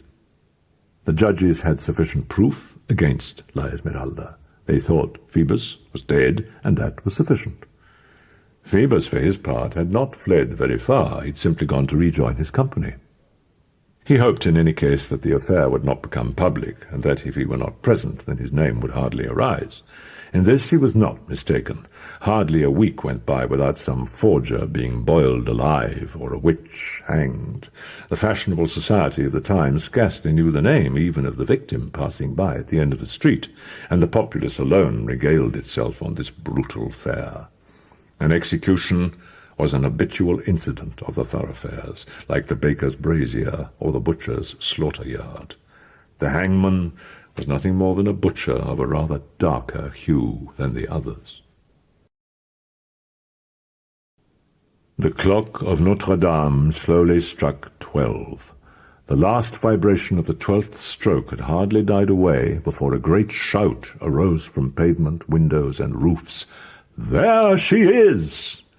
A tumbril surrounded by horsemen in mauve uniforms had just emerged into the square. In the fatal wagon sat a young girl, her arms tied behind her back, without any priest at her side. At each jolt of the tumbril her body bounced like some dead or broken object. Her stare was crazed and melancholy. The dismal cavalcade halted before the central doorway. The crowd fell silent, and as the two panels of the great door swung back, a solemn and monotonous chanting sounded from the church. The church, which a few old men, remote and unseen in their darkness, were singing over that lovely creature, full of youth and life, caressed by the warm spring air and inundated with sunlight, was the Mass for the dead. Her hands were untied, and she was made to get down, accompanied by her goat. The rope round her neck trailed behind her. Then the chanting in the church broke off. A few moments later, a long procession of priests and deacons advanced towards her. Her gaze settled on the man walking at its head. "Oh," she whispered with a shudder, "it's him again, the priest." And a remnant of indignation rekindled in her already cold and numbed soul. The archdeacon approached her slowly. Even in this extremity she saw him cast an eye glittering with lust, jealousy, and desire over her nakedness. Then he said to her loudly, "Young girl, have you asked God's pardon for your faults and failings?" He leaned towards her ear and added, the onlookers thought he was receiving her last confession, "Will you have me? I can still save you." She eyed him fixedly. "Begone, demon, or I shall denounce you." At that moment, the wretched archdeacon raised his head automatically and saw at the far end of the square, on the balcony of the Gondelaurier house, the captain. He reeled back, passed a hand over his eyes, looked again, muttered a curse, and all his features contracted violently. "Right, you shall die," he said between his teeth. "No one shall have you." He turned his back on the condemned girl. His head fell forward onto his chest, his arms were crossed, and he rejoined his cortege of priests. The girl remained where she was, without moving, waiting for them to dispose of her. She raised her unweeping, bloodshot eyes to the heavens, to the sun, to the silver clouds. Then she lowered them round about her. Suddenly she let out a terrible cry, a cry of joy. On that balcony there, at the corner of the square, she had just caught sight of him. Her friend, her lord, Phoebus, the priest, had lied. It was him beyond any doubt. There he stood, handsome, alive, clad in his dazzling uniform. "Phoebus!" she shouted. "My Phoebus!" And she tried to hold out to him two arms, trembling with love and rapture, but they had been tied. No one had noticed in the gallery of royal statues carved immediately above the ogis of the portal a strange onlooker who had missed nothing of what had taken place since midday in front of the entrance to Notre-Dame. And no one had thought to watch him when, right at the outset, he attached a thick knotted rope firmly to one of the colonnettes in the gallery, whose other end dangled down onto the entrance steps. Suddenly, just as the executioner's assistants were getting ready, he stepped over the balustrade of the gallery and gripped the rope with feet, knees, and hands. They saw him slip down the façade like a raindrop sliding down a window pane, run towards the two executioners with the speed of a cat that has fallen off a roof, flatten them with two enormous fists, pick up the gypsy in one hand like a child picking up a doll, and take a single leap back inside the church, raising the girl above his head and shouting in a formidable voice, "Sanctuary!" After a minute or two of triumph, Quasimodo entered the church with his burden. The people saw him reappear at one end of the gallery of the kings of France. He ran along it like a madman, his conquest upraised, shouting, "Sanctuary!" A moment later he reappeared on the upper platform, the gypsy still in his arms, still shouting, "Sanctuary!" Finally he appeared for a third time on top of the great bell's tower. From there he seemed to show the girl whom he had rescued proudly to the whole town, and his thunderous voice, that was so seldom heard and which he himself never heard, repeated 3 times, frenziedly, to the very clouds themselves, "Sanctuary! Sanctuary! Sanctuary!" Every town in the Middle Ages had its places of asylum. Once he had set foot in sanctuary, the criminal was sacred, but he had to be careful not to leave it. It had been known for condemned prisoners to grow white-haired in a cloister, in the tilled fields of an abbey, under the porch of a church. In its way, the sanctuary was just as much a prison as the other. Churches generally kept a small cell ready to receive supplicants. At Notre-Dame, a cell had been created over the lofts of the side aisle underneath the flying buttresses. Here it was, after his frenzied and triumphal dash over the towers and galleries, that Quasimodo had put Esmeralda down. She felt his huge hands gently untying the rope that had been bruising her arms.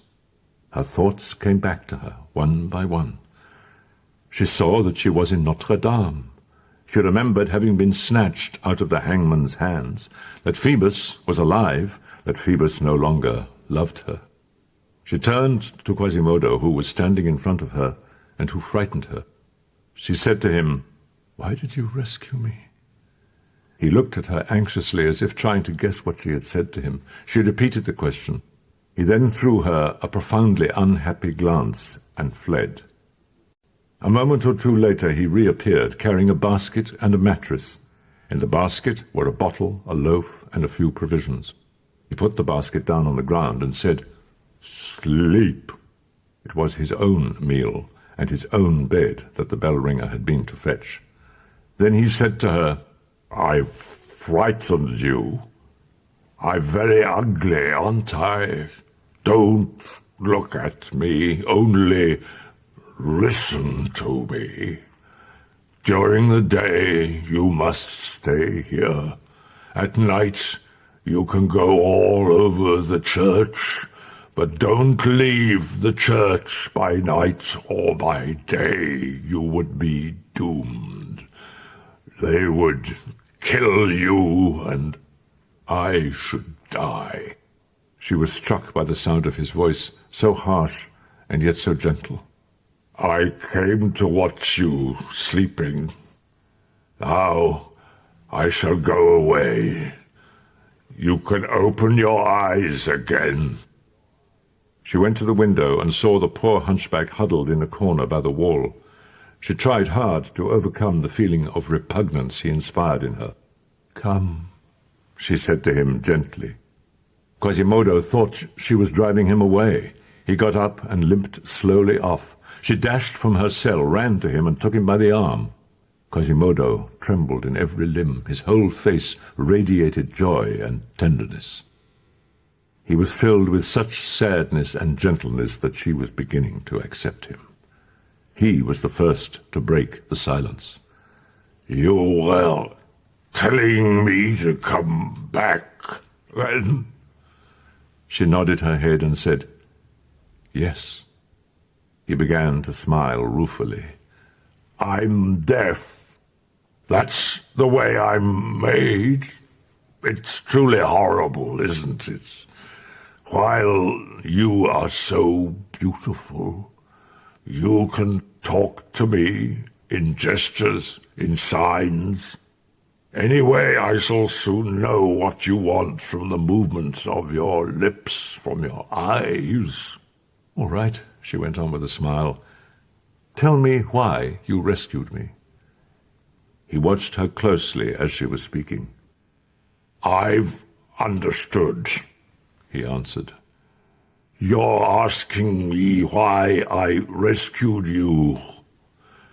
You have forgotten a poor devil who attempted to abduct you one night.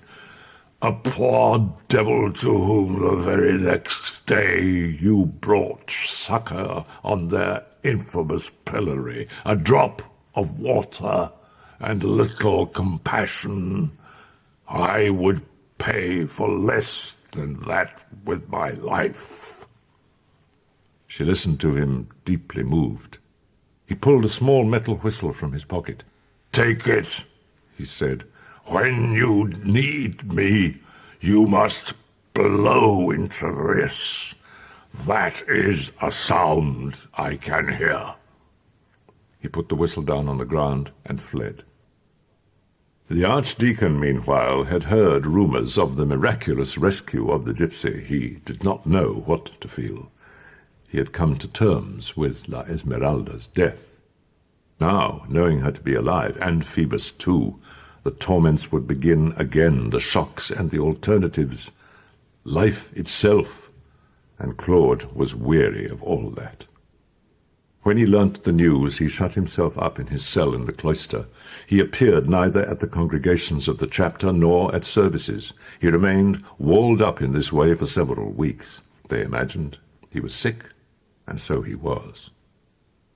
Each night his delirious imagination showed him La Esmeralda in all the attitudes that had most inflamed his senses. These voluptuous images made him clench his fists and sent a shiver down his vertebrae. One night in particular he left his cell, lamp in hand, half-naked, distraught, his eyes afire. He knew where to find the key to the Porte Rouge, which led from the cloister into the church, and he always carried on him, as we know, a key to the staircase in the towers. La Esmeralda could see a face at her window, staring at her, lit by a lamp. The minute it realized it had been observed by La Esmeralda, the face blew out the lamp. Nevertheless, the girl had had time to catch a glimpse of it. Her eyelids closed again in terror. "Oh," she said in a spent voice. "The priest." All her past misfortunes came back to her in a flash. She fell back on her bed as cold as ice. A moment later, she felt the priest's 2 arms about her. She tried to cry out, but couldn't. "Go away, monster! Go away, murderer!" she said, in a voice made low and tremulous by anger and terror. Then she struck him in a childlike fury. "Go away, demon! Love me, have pity!" cried the poor priest, answering her blows with caresses. Suddenly the gypsy's hand encountered a cold metallic object. It was Quasimodo's whistle. She grabbed it, carried it to her lips, and blew into it with all her remaining strength. The whistle made a clear, high-pitched, piercing sound. "What's that?" said the priest. At almost the same instant he felt himself being lifted off by a powerful arm, and there was just enough light scattered in the shadows for him to see the broad blade of a knife gleaming above his head. The priest thought he could make out the form of Quasimodo. He threw himself at the arm, holding the knife, shouting, "Quasimodo!"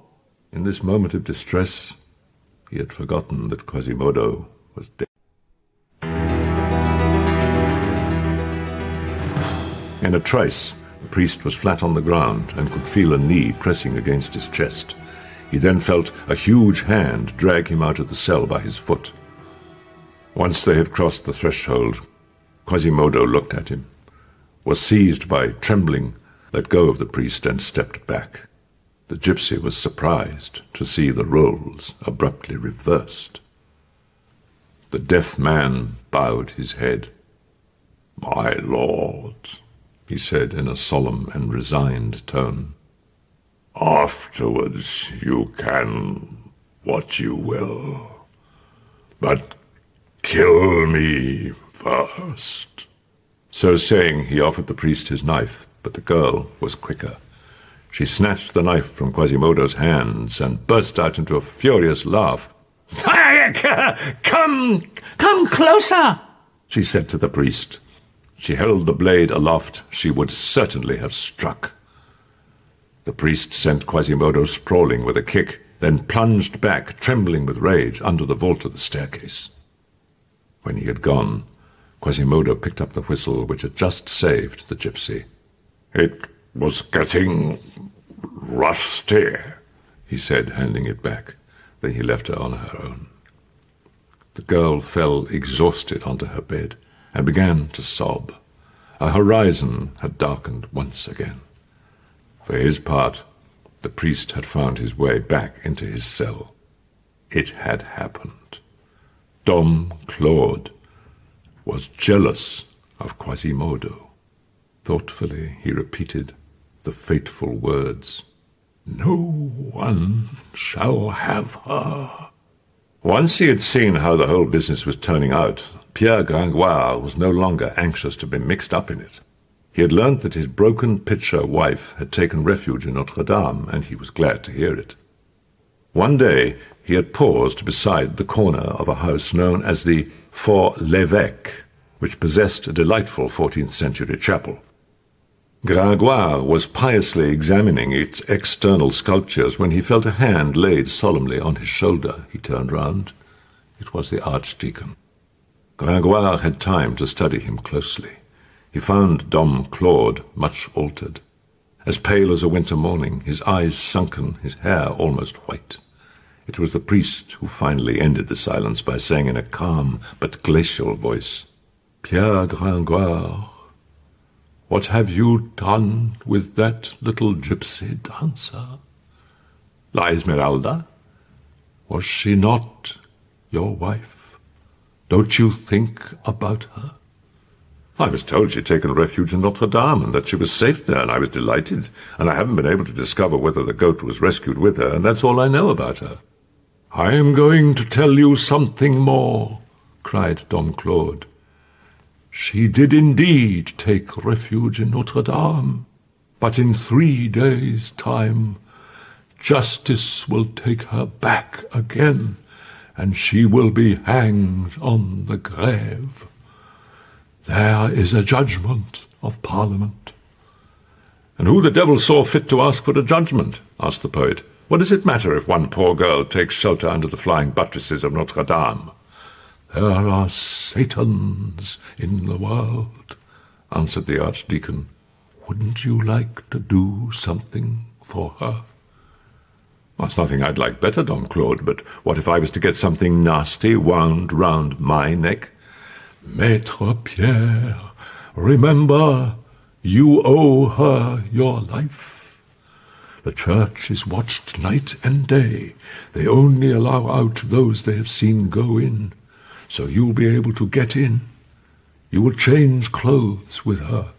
She will leave in your clothes. They may hang you, but she will be safe." Gringoire scratched his ear and looked very serious. "Look, Monsieur the Archdeacon, you are interested in the girl, in my wife, I mean. All right. You have thought of a stratagem for getting her safely out of Notre-Dame, but your method is extremely disagreeable for me, Gringoire. Supposing I had a different one, what would you say? Would that not satisfy you? The truants are good lads. The tribe of Egypt are very fond of her. They'll rise up at a word, nothing simpler, by surprise. Under cover of the disorder, we can easily abduct her." Gringoire leant towards the archdeacon's ear and spoke to him in a low voice, casting an anxious look up and down the street, though no one was passing. When he had finished, Dom Claude took him by the hand and said coldly, "Good. Till tomorrow." As the curfew sounded from all the belfries of Paris, the sergeants of the watch, had it been given them to enter the fearful court of miracles, might have observed that the uproar coming from the truants' tavern was louder than usual, that they were drinking more and swearing more roundly. Outside, the square was full of groups of men conferring in low voices, with the odd rogue squatting on his haunches, sharpening a wicked-looking iron blade on the paving stones. In the tavern itself, they merely seemed merrier than usual, and everywhere there gleamed some kind of weapon, a billhook, an axe-handle, a broadsword, or the hook of an old hackbutt. Clopin Trouillefou, looking very serious and speaking in an undertone, was directing the plunder of an enormous cask full of weapons which stood split wide open in front of him, and from which spilled axes, swords, bassinets, coats of mail, platers, lance-heads, spearheads, arrows, and crossbow bolts in profusion. Finally, when everything seemed ready, Clopin Trouillefou shouted in a voice of thunder, "Midnight!" The effect of this word was like that of the mount being sounded in a resting regiment. All the truants, men, women, and children, rushed as one from the tavern with a great clatter of arms and of iron. The moon had gone in. The Court of Miracles was in total darkness, not a light to be seen, yet it was far from deserted. One could make out a crowd of men and women conversing in low voices, and the gleam of every kind of weapon in the darkness. The vast multitude seemed to be forming into a column. A minute or two later, the King of Tunes's voice was again raised. "And now silence as we cross Paris. The torches won't be lit till Notre-Dame. Quick march!"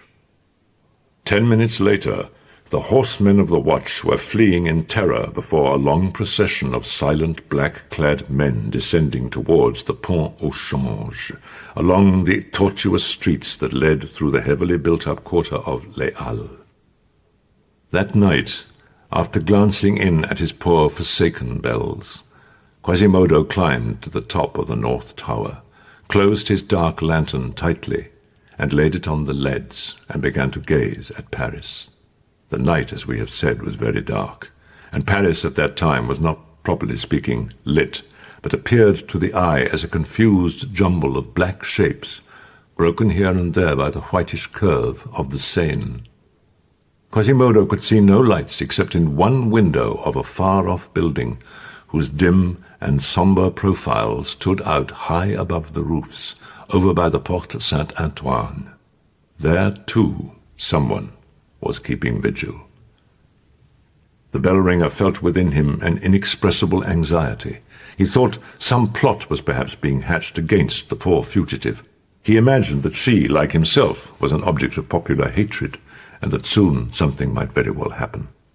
So he stood on his bell tower, his eye alternately on the cell and on Paris, standing guard like a faithful hound, his mind full of mistrust. Suddenly, as he peered at the town, he thought there was something odd about the outline of the Quai de la Vieille Pelleterie, that the line of the parapet was not still and straight like that of the other quays, but undulating as he watched, like the waves of a river or the heads of a marching crowd. He grew doubly attentive. Finally, he saw the head of a column emerge from the street, and in no time at all a crowd flood into the square. His fears returned, and the idea of an attempt against the gypsy recurred to him.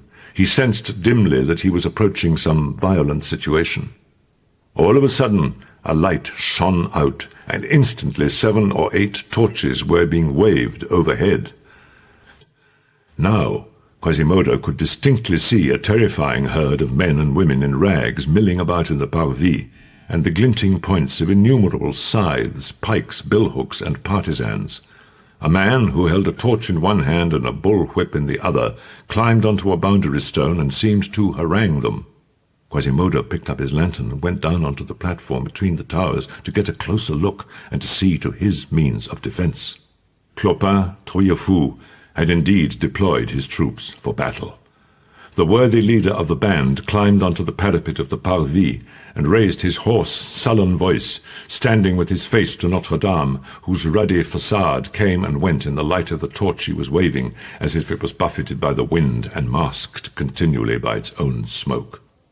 "Louis de Beaumont, Bishop of Paris! I, Clopin Trouillefou, King of Tunes, Prince of the Argot, Bishop of Fools, I say to you, our sister, wrongly convicted of magic, has taken refuge in your church. The Court of Parliament seeks to remove her from there, and you have agreed, so that if God and the truants were not here, tomorrow she would be hanged on the grave. If your church is sacred, so is our sister. If our sister is not sacred, then neither is your church. Return the girl to us if you want to save your church, or we shall take the girl back and will sack the church, as a pledge of which I hereby plant my banner." He solemnly set it up between two paving stones. It was a pitchfork, from whose prongs there dangled a quarter of bleeding carrion.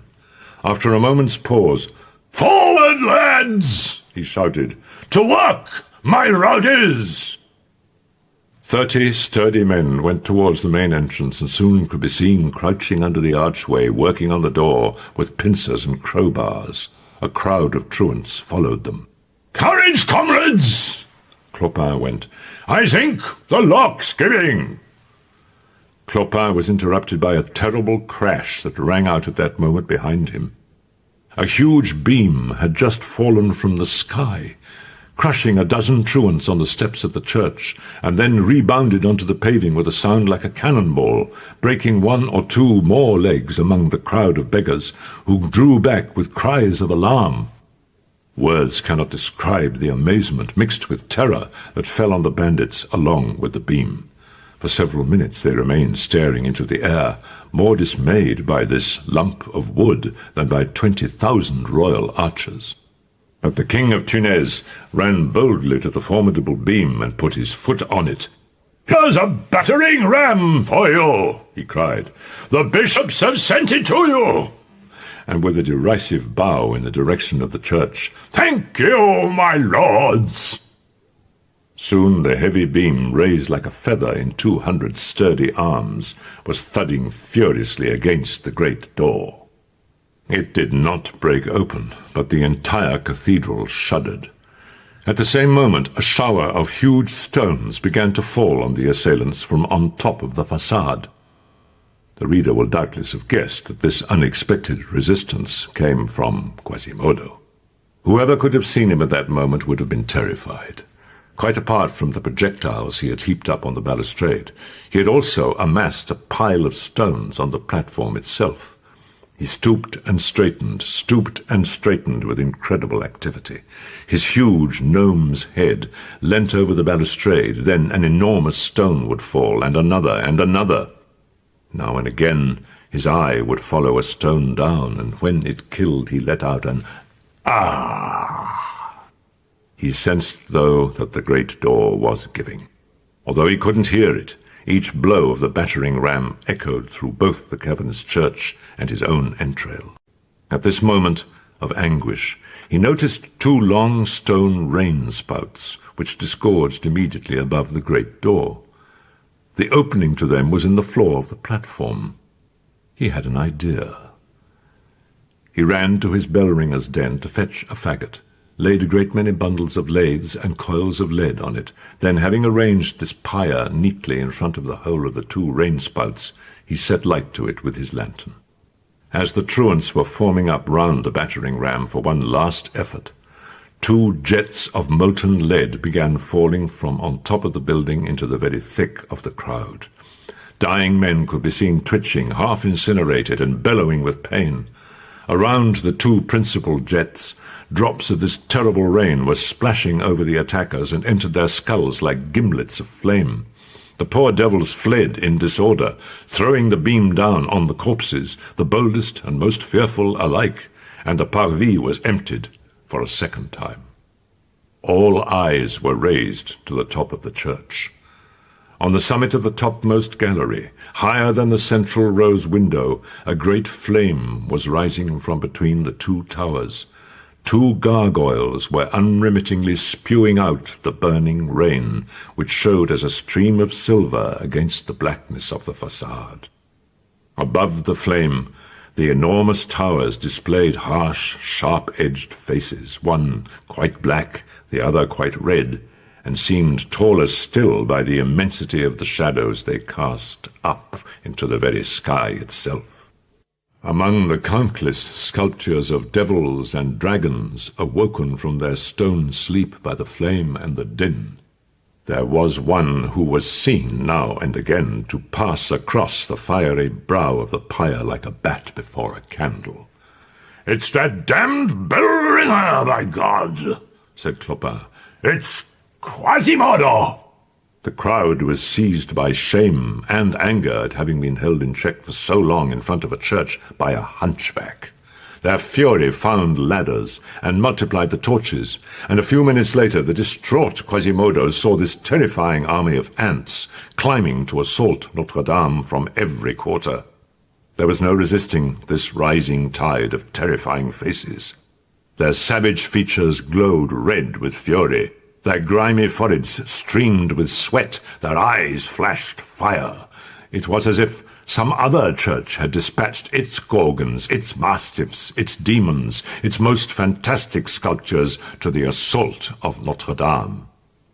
Quasimodo, powerless against so many enemies and trembling for the gypsy, asked heaven for a miracle and wrung his hands in despair. Suddenly a great galloping of horses filled the adjoining streets, and a dense cavalcade of horsemen with lances and bridles lowered issued into the square like a hurricane. Quasimodo could not hear, but he saw the horsemen, at whose head he recognized Captain Phoebus, and such was the strength he derived from this unhoped-for assistance, that he hurled down from the church the first assailants who were already stepping over the gallery. The truants fought stoutly, but the royal cavalry, amongst whom Phoebus de Chateaupert acquitted himself valiantly, gave no quarter. Those who fell were hacked to pieces. One man in particular had a great gleaming scythe and mowed away at the legs of the horses. With each sweep he described around him a great swathe of severed limbs. He advanced into the very thick of the cavalry with calm deliberation. It was Clopin Trouillefou. He was killed by an arquebus. The truants finally yielded. They broke through the line of attackers and began to flee in all directions, leaving the parvis littered with their dead. Quasimodo fell to his knees and raised his hands heavenwards. Then his one thought was to kneel before the girl whom he had just saved for a second time. When he entered the cell, he found it empty. La Esmeralda, frightened by the glow and the din, had run from her cell to see that hideous crowd, half glimpsed in the darkness, the few red torches hurrying about and passing each other against the shadows. Her immediate thought was that she had surprised the strange creatures peculiar to the night at their evil practices, and she ran back in terror to cower in her cell. In the midst of her anguish she heard footsteps close by. She looked round. 2 men, one of them carrying a lantern, had just entered her cell. She let out a feeble cry. "Don't be afraid," said a voice. "It's I, Pierre Gringoire." This name reassured her. She looked up and saw that it was indeed the poet, but next to him stood a figure veiled from head to foot in black, who reduced her to silence. "Ah," Gringoire went on reproachfully, "Jali recognized me before you did." The little goat was rubbing affectionately up against his knees. "Who's that with you?" said the gypsy in a low voice. Don't worry," answered Gringoire. "A friend of mine. We've come to rescue you. Follow us." The girl was dazed with fear. She let herself be led. They went quickly down the staircase of the towers, passed through the church where all was darkness and solitude, but full of the sound of tumult. They made for the little door that led from the courtyard straight to the point of the terrain. There a small boat had been concealed. The man gestured to Gringoire and his companion to step into it. The goat followed them.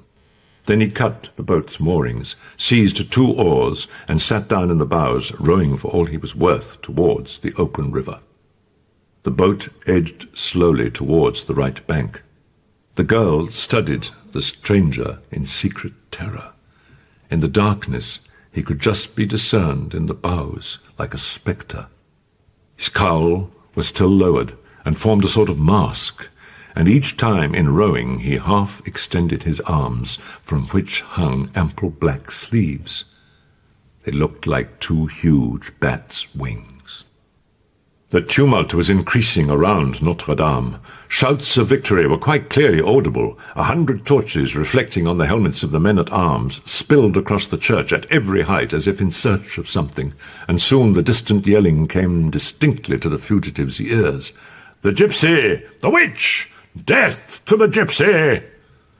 A bump finally told them that the boat had reached the bank. The stranger stood up, went over to the gypsy, and tried to take her arm to help her ashore. She pushed him away and clung onto the sleeve of Gringoire, who for his part was busy with the goat, and almost pushed her away. She then jumped down from the boat unaided. She remained for a moment in a daze, watching the water flow past. When she recovered her senses somewhat, she was alone on the quayside with the stranger. She tried to speak, to cry out, to call Gringoire, but her tongue lay inert in her mouth, and no sound came from her lips. Suddenly, she felt the stranger's hand on hers. He began to stride up towards the Place de Grève, holding her by the hand. At that moment she felt dimly that destiny was an irresistible force. She had no resistance left. She let herself be dragged along, running while he walked. Every so often she summoned enough strength to say, in a voice broken by the jolting of the pavement and breathless from running, "Who are you? Who are you?" He made no answer. In this way, still on the quayside, they came to quite a large square. It was the Grève. Standing in the centre could be discerned a sort of black cross. It was the gallows. She recognized it and realized where she was. The man stopped, turned to her, and raised his cowl. "Oh," she stammered, petrified. It was the priest. "Listen," he said to her. "We are here. You can see well enough. They are pursuing you. I can save you altogether. I've prepared everything. It's up to you to will it." Then he ran and made her run straight to the gallows and pointed to it with his finger. "Choose between the two of us," he said coldly. She wrenched herself free from his hands and fell at the foot of the gallows, clasping this dismal support. She half turned her lovely head and looked at the priest over her shoulder. She was like a holy virgin at the foot of the cross. Finally, the gypsy said to him, "It doesn't horrify me as much as you do. I belong to my Phoebus, I tell you. It's Phoebus I love. It's Phoebus who is handsome. You, priest, you are old, you are ugly. Go away." He let out a violent cry, like the poor wretch who feels the touch of the red-hot iron. "Die, then," he said through gritted teeth. He caught hold of her, shook her, threw her to the ground, and walked rapidly towards the corner of Tour Roland, dragging her behind him. Then he cried out loudly, "Goodil! Goodil! Here's the gypsy! Take your revenge." The girl felt herself suddenly seized by the elbow. A gaunt arm had come from a window in the wall and was holding her in a grip of iron. "Hold her tight," said the priest. "It's the gypsy who escaped. I'm going to fetch the sergeants. You'll see her hanged." The girl twisted about. She gave several agonized and despairing jerks, but the other woman held her with incredible strength. Then she heard the dismal laugh of the recluse, muttering to her, "You're going to be hanged." "What have I done to you?" she said, almost unconscious. "Give me back my baby," said the recluse. Again the girl fell back, broken and exhausted, with the glassy stare of someone already in the grave. "Alas, alas, you are looking for your baby," she stammered, "whereas I am looking for my parents." "Give me back my little Agnes," continued Gudule. "You don't know where she is? Die, then. I was a harlot. I had a baby. They took my baby away. They were gypsies. Wait, I'll show you. There is her shoe, all I have left of her. Do you know where its pair is? If you do, tell me, and if it's only at the other end of the earth, I shall walk there on my knees to fetch it." She stretched her other arm through the window and showed the gypsy the little embroidered shoe. There was already enough daylight for its shape and colours to be visible. "Show me that shoe," said the gypsy, trembling. She drew from the sachet around her neck a little shoe similar in every respect to the other one. Quicker than a flash of lightning, the recluse compared the two shoes and pressed her face, radiant with a celestial joy, against the bars of the window, crying, "My daughter! My daughter!" "Mother," replied the gypsy. The recluse straightened up, parted her long grey hair from over her forehead, and without saying a word began to shake the bars of her den with both hands more furiously than a lioness. The bars held firm. Then she went to a corner of the cell to fetch a huge paving stone that served her for a pillow, and dashed it against them so violently that the old iron cross barring the window collapsed immediately. She finished off breaking and separating the rusty stumps of the bars with her bare hands. There are moments when a woman's hands have a superhuman strength. The hole once made, and it took her less than a minute, she seized her daughter round the waist and pulled her into the cell. "Come, let me save you from the abyss," she murmured. Then she began clapping her hands, laughing and shouting, "We're going to be happy!" At that moment the cell resounded to the clatter of arms and the galloping of horses. The gypsy threw herself into her mother's arms in anguish. Save me, mother, they're coming to take me. That gallows is for me." For a few moments the recluse remained immobile, as if turned to stone. Then she shook her head unbelievingly and let out her terrifying laugh of old. "I lost her. That lasted 15 years. Then I found her again, and that would last 1 minute, and they take her back from me. Oh, no, such things aren't possible. The good God does not allow." She laid her daughter down in a corner of the cell, invisible from outside. This done, she was calmer and knelt down to pray. The voice of the priest, that hellish voice, passed close by the cell, shouting, "This way, Captain Phoebus de Chateaupert!" At that name and that voice, La Esmeralda, huddled in her corner, made a movement. "Be still," said Gudule. She got rapidly to her feet and went and stationed herself in front of the window so as to block it. She could see a large troop of armed men, on foot and on horseback, lined up on the grave. The man in command of them dismounted and came towards her.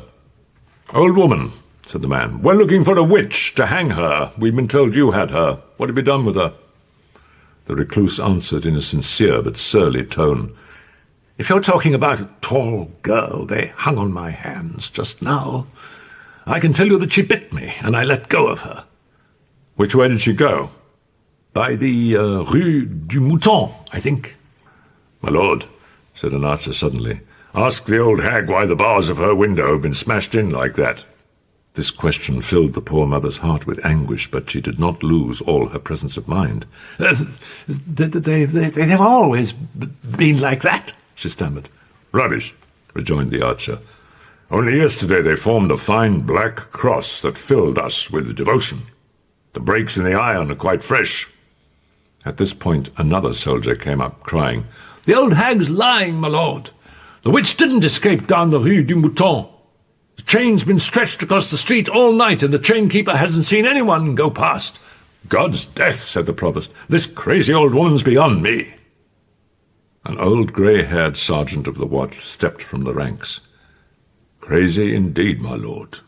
If she did let the gypsy go, it wasn't her fault, because she doesn't like gypsies. 15 years I've been in the watch, and every night I hear her endlessly blaspheming and execrating Bohemian women.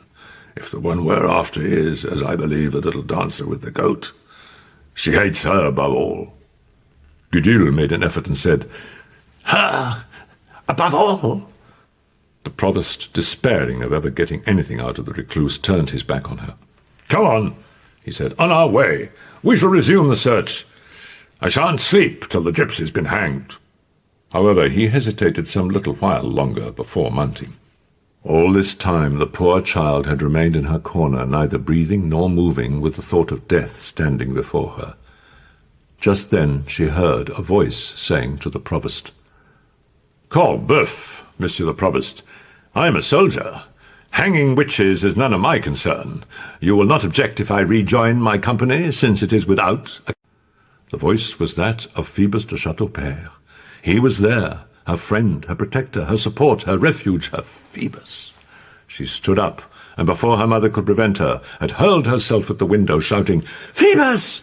Help me, my Phoebus!" Phoebus was there no longer. He had just turned the corner into the Rue de la Coutellerie at a gallop, but the provost had not yet left. The recluse pulled her violently backwards, her nails digging into her neck, but it was too late. The provost had seen. "Ha ha!" he cried with a laugh that bared all his teeth. "Two mice in the mouse-trap. Where's the executioner?" Having enlarged the opening of the window with picks, the executioner and the sergeants entered the cell.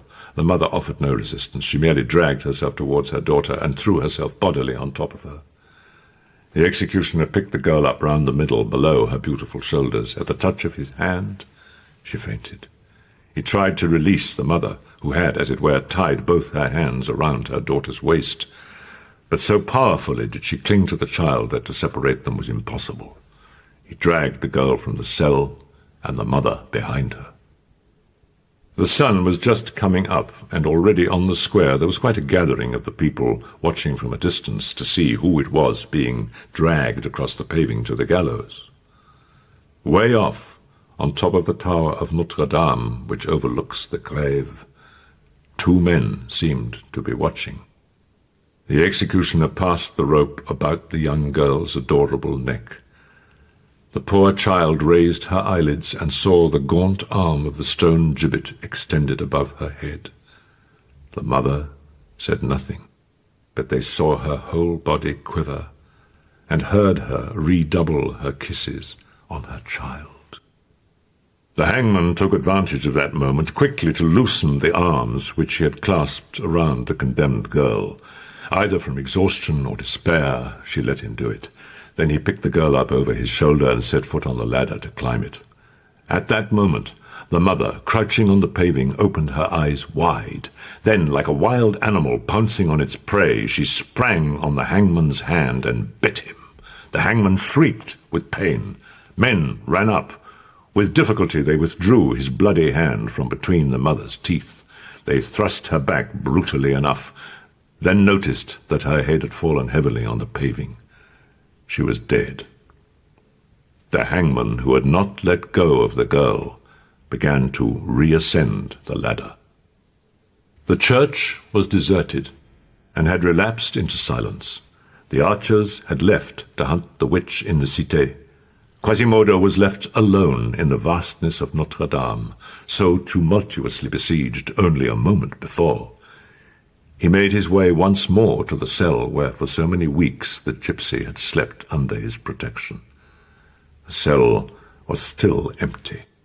It was now, as he searched the depths of his disconsolate reverie for who the gypsy's unexpected ravisher might be, that he thought of the archdeacon. He remembered that Dom Claude alone had a key to the staircase leading to the cell. He recalled his nocturnal attempts on the girl. He remembered countless details, and soon he no longer doubted that the archdeacon had taken the gypsy from him. Yet the moment Claude Frollo was involved, the mortal, bloody anger that he would have felt against anyone else turned in the poor hunchback into an increase of grief. And as his thoughts thus became fixed on the priest, and the dawn light blanched the flying buttresses, he saw, on the upper story of Notre-Dame, at a bend in the outer balustrade that encircles the apse, a figure walking. It was the archdeacon. He did not look ahead of him as he walked, making for the north tower, but his face was turned to one side, towards the right bank of the Seine, as if he were trying to see something above the roofs. Quasimodo got up and followed the archdeacon. When he reached the top of the tower, before he emerged from the shadows of the staircase onto the platform, he looked carefully to see where the priest was. The priest was staring down into the town, his chest resting on the balustrade on the side overlooking the Pont Notre-Dame. Quasimodo came up stealthily behind him to see what he was looking at. The priest's attention was so engaged elsewhere that he never heard the muffled tread of the hunchback close beside him. Quasimodo longed to ask Frollo what he had done with the gypsy, but at that moment the archdeacon seemed not of this world. His eyes fixed unwaveringly on a certain spot, and the bell-ringer followed the direction of his line of sight, and in this way saw what the priest was staring at. There were a few people in the square, and lots of soldiers. A man was dragging something white across the paving to the foot of the gallows. At that moment the sun appeared, and such was the flood of light that overflowed the horizon that it was as if everything pointed in Paris. Spires, chimneys, and gables had caught fire simultaneously. The man, meanwhile, had begun to climb the ladder. Now Quasimodo could see him clearly. He was carrying a woman, a young girl dressed in white, and this girl had a noose round her neck. Quasimodo recognized her. It was her. In this way the man reached the top of the ladder. There he fixed the noose. And now the priest knelt on the balustrade so as to have a better view. Suddenly the man kicked the ladder roughly away with his heel, and Quasimodo saw the poor child dangling at the end of the rope, 2 fathoms above the paving, with the man squatting with his feet on her shoulders. The rope spun round several times, and Quasimodo saw terrible convulsions travel down the gypsy's body. At this moment of extreme horror, a fiendish laugh broke out on the priest's livid face. Quasimodo could not hear that laugh, but he could see it. The bell-ringer retreated 1 or 2 steps behind the archdeacon, then suddenly charged at him in a fury and pushed him in the back with his 2 huge hands into the abyss over which Dom Claude had been leaning. "Damnation!" cried the priest, and fell. The waterspout above which he had been kneeling broke his fall. He hung to it with despairing hands, but just as he opened his mouth to give a second cry, he saw Quasimodo's formidable and vindictive face come to the edge of the balustrade above his head. He was silent. Below him was the abyss, a drop of more than 200 feet, and then the paving. Quasimodo could have hauled him up from the gulf merely by extending a hand, but he was not even looking at him. He was looking at the grave, at the gibbet, at the gypsy. The hunchback's elbows rested on the balustrade, in the place where the archdeacon had been a moment before, and there he remained, mute and immobile, like one thunderstruck, his gaze never straying from the one object there was in the world for him at that moment. As a long river of tears flowed silently from that eye, which had hitherto shed but a single tear. The archdeacon was breathing heavily. His fingernails bled against the stonework. His knees scraped on the wall. His soutane was caught on the waterspout, and each time he jerked it, he could hear it splitting and coming unstitched. And as if that were not enough, the spout ended in a lead pipe which was sagging under the weight of his body. The archdeacon could feel the pipe slowly bending. He looked beneath him into the square, into the abyss. The head he raised again had its eyes shut and its hair on end. The silence of the 2 men was a terrifying thing. While a few feet away, the archdeacon was in the throes of a horrible death. Quasimodo wept and gazed at the grave. At last, beside himself with rage and terror, the archdeacon realized it was hopeless. Yet he summoned up all the strength he had left for one final effort. He tensed himself on the waterspout, pushed the wall away with his knees, clung by his hands from a crack in the stones, and succeeded in climbing back by perhaps a foot. But the commotion caused the lead spout that was supporting him to bend suddenly. At the same time, his soutane split right open. Feeling everything give way beneath him, the luckless man closed his eyes and let go of the waterspout. He fell. Quasimodo watched him fall. A fall from that height is seldom perpendicular. Once launched into the void, the archdeacon first of all fell headlong with hands outstretched, then turned over and over several times.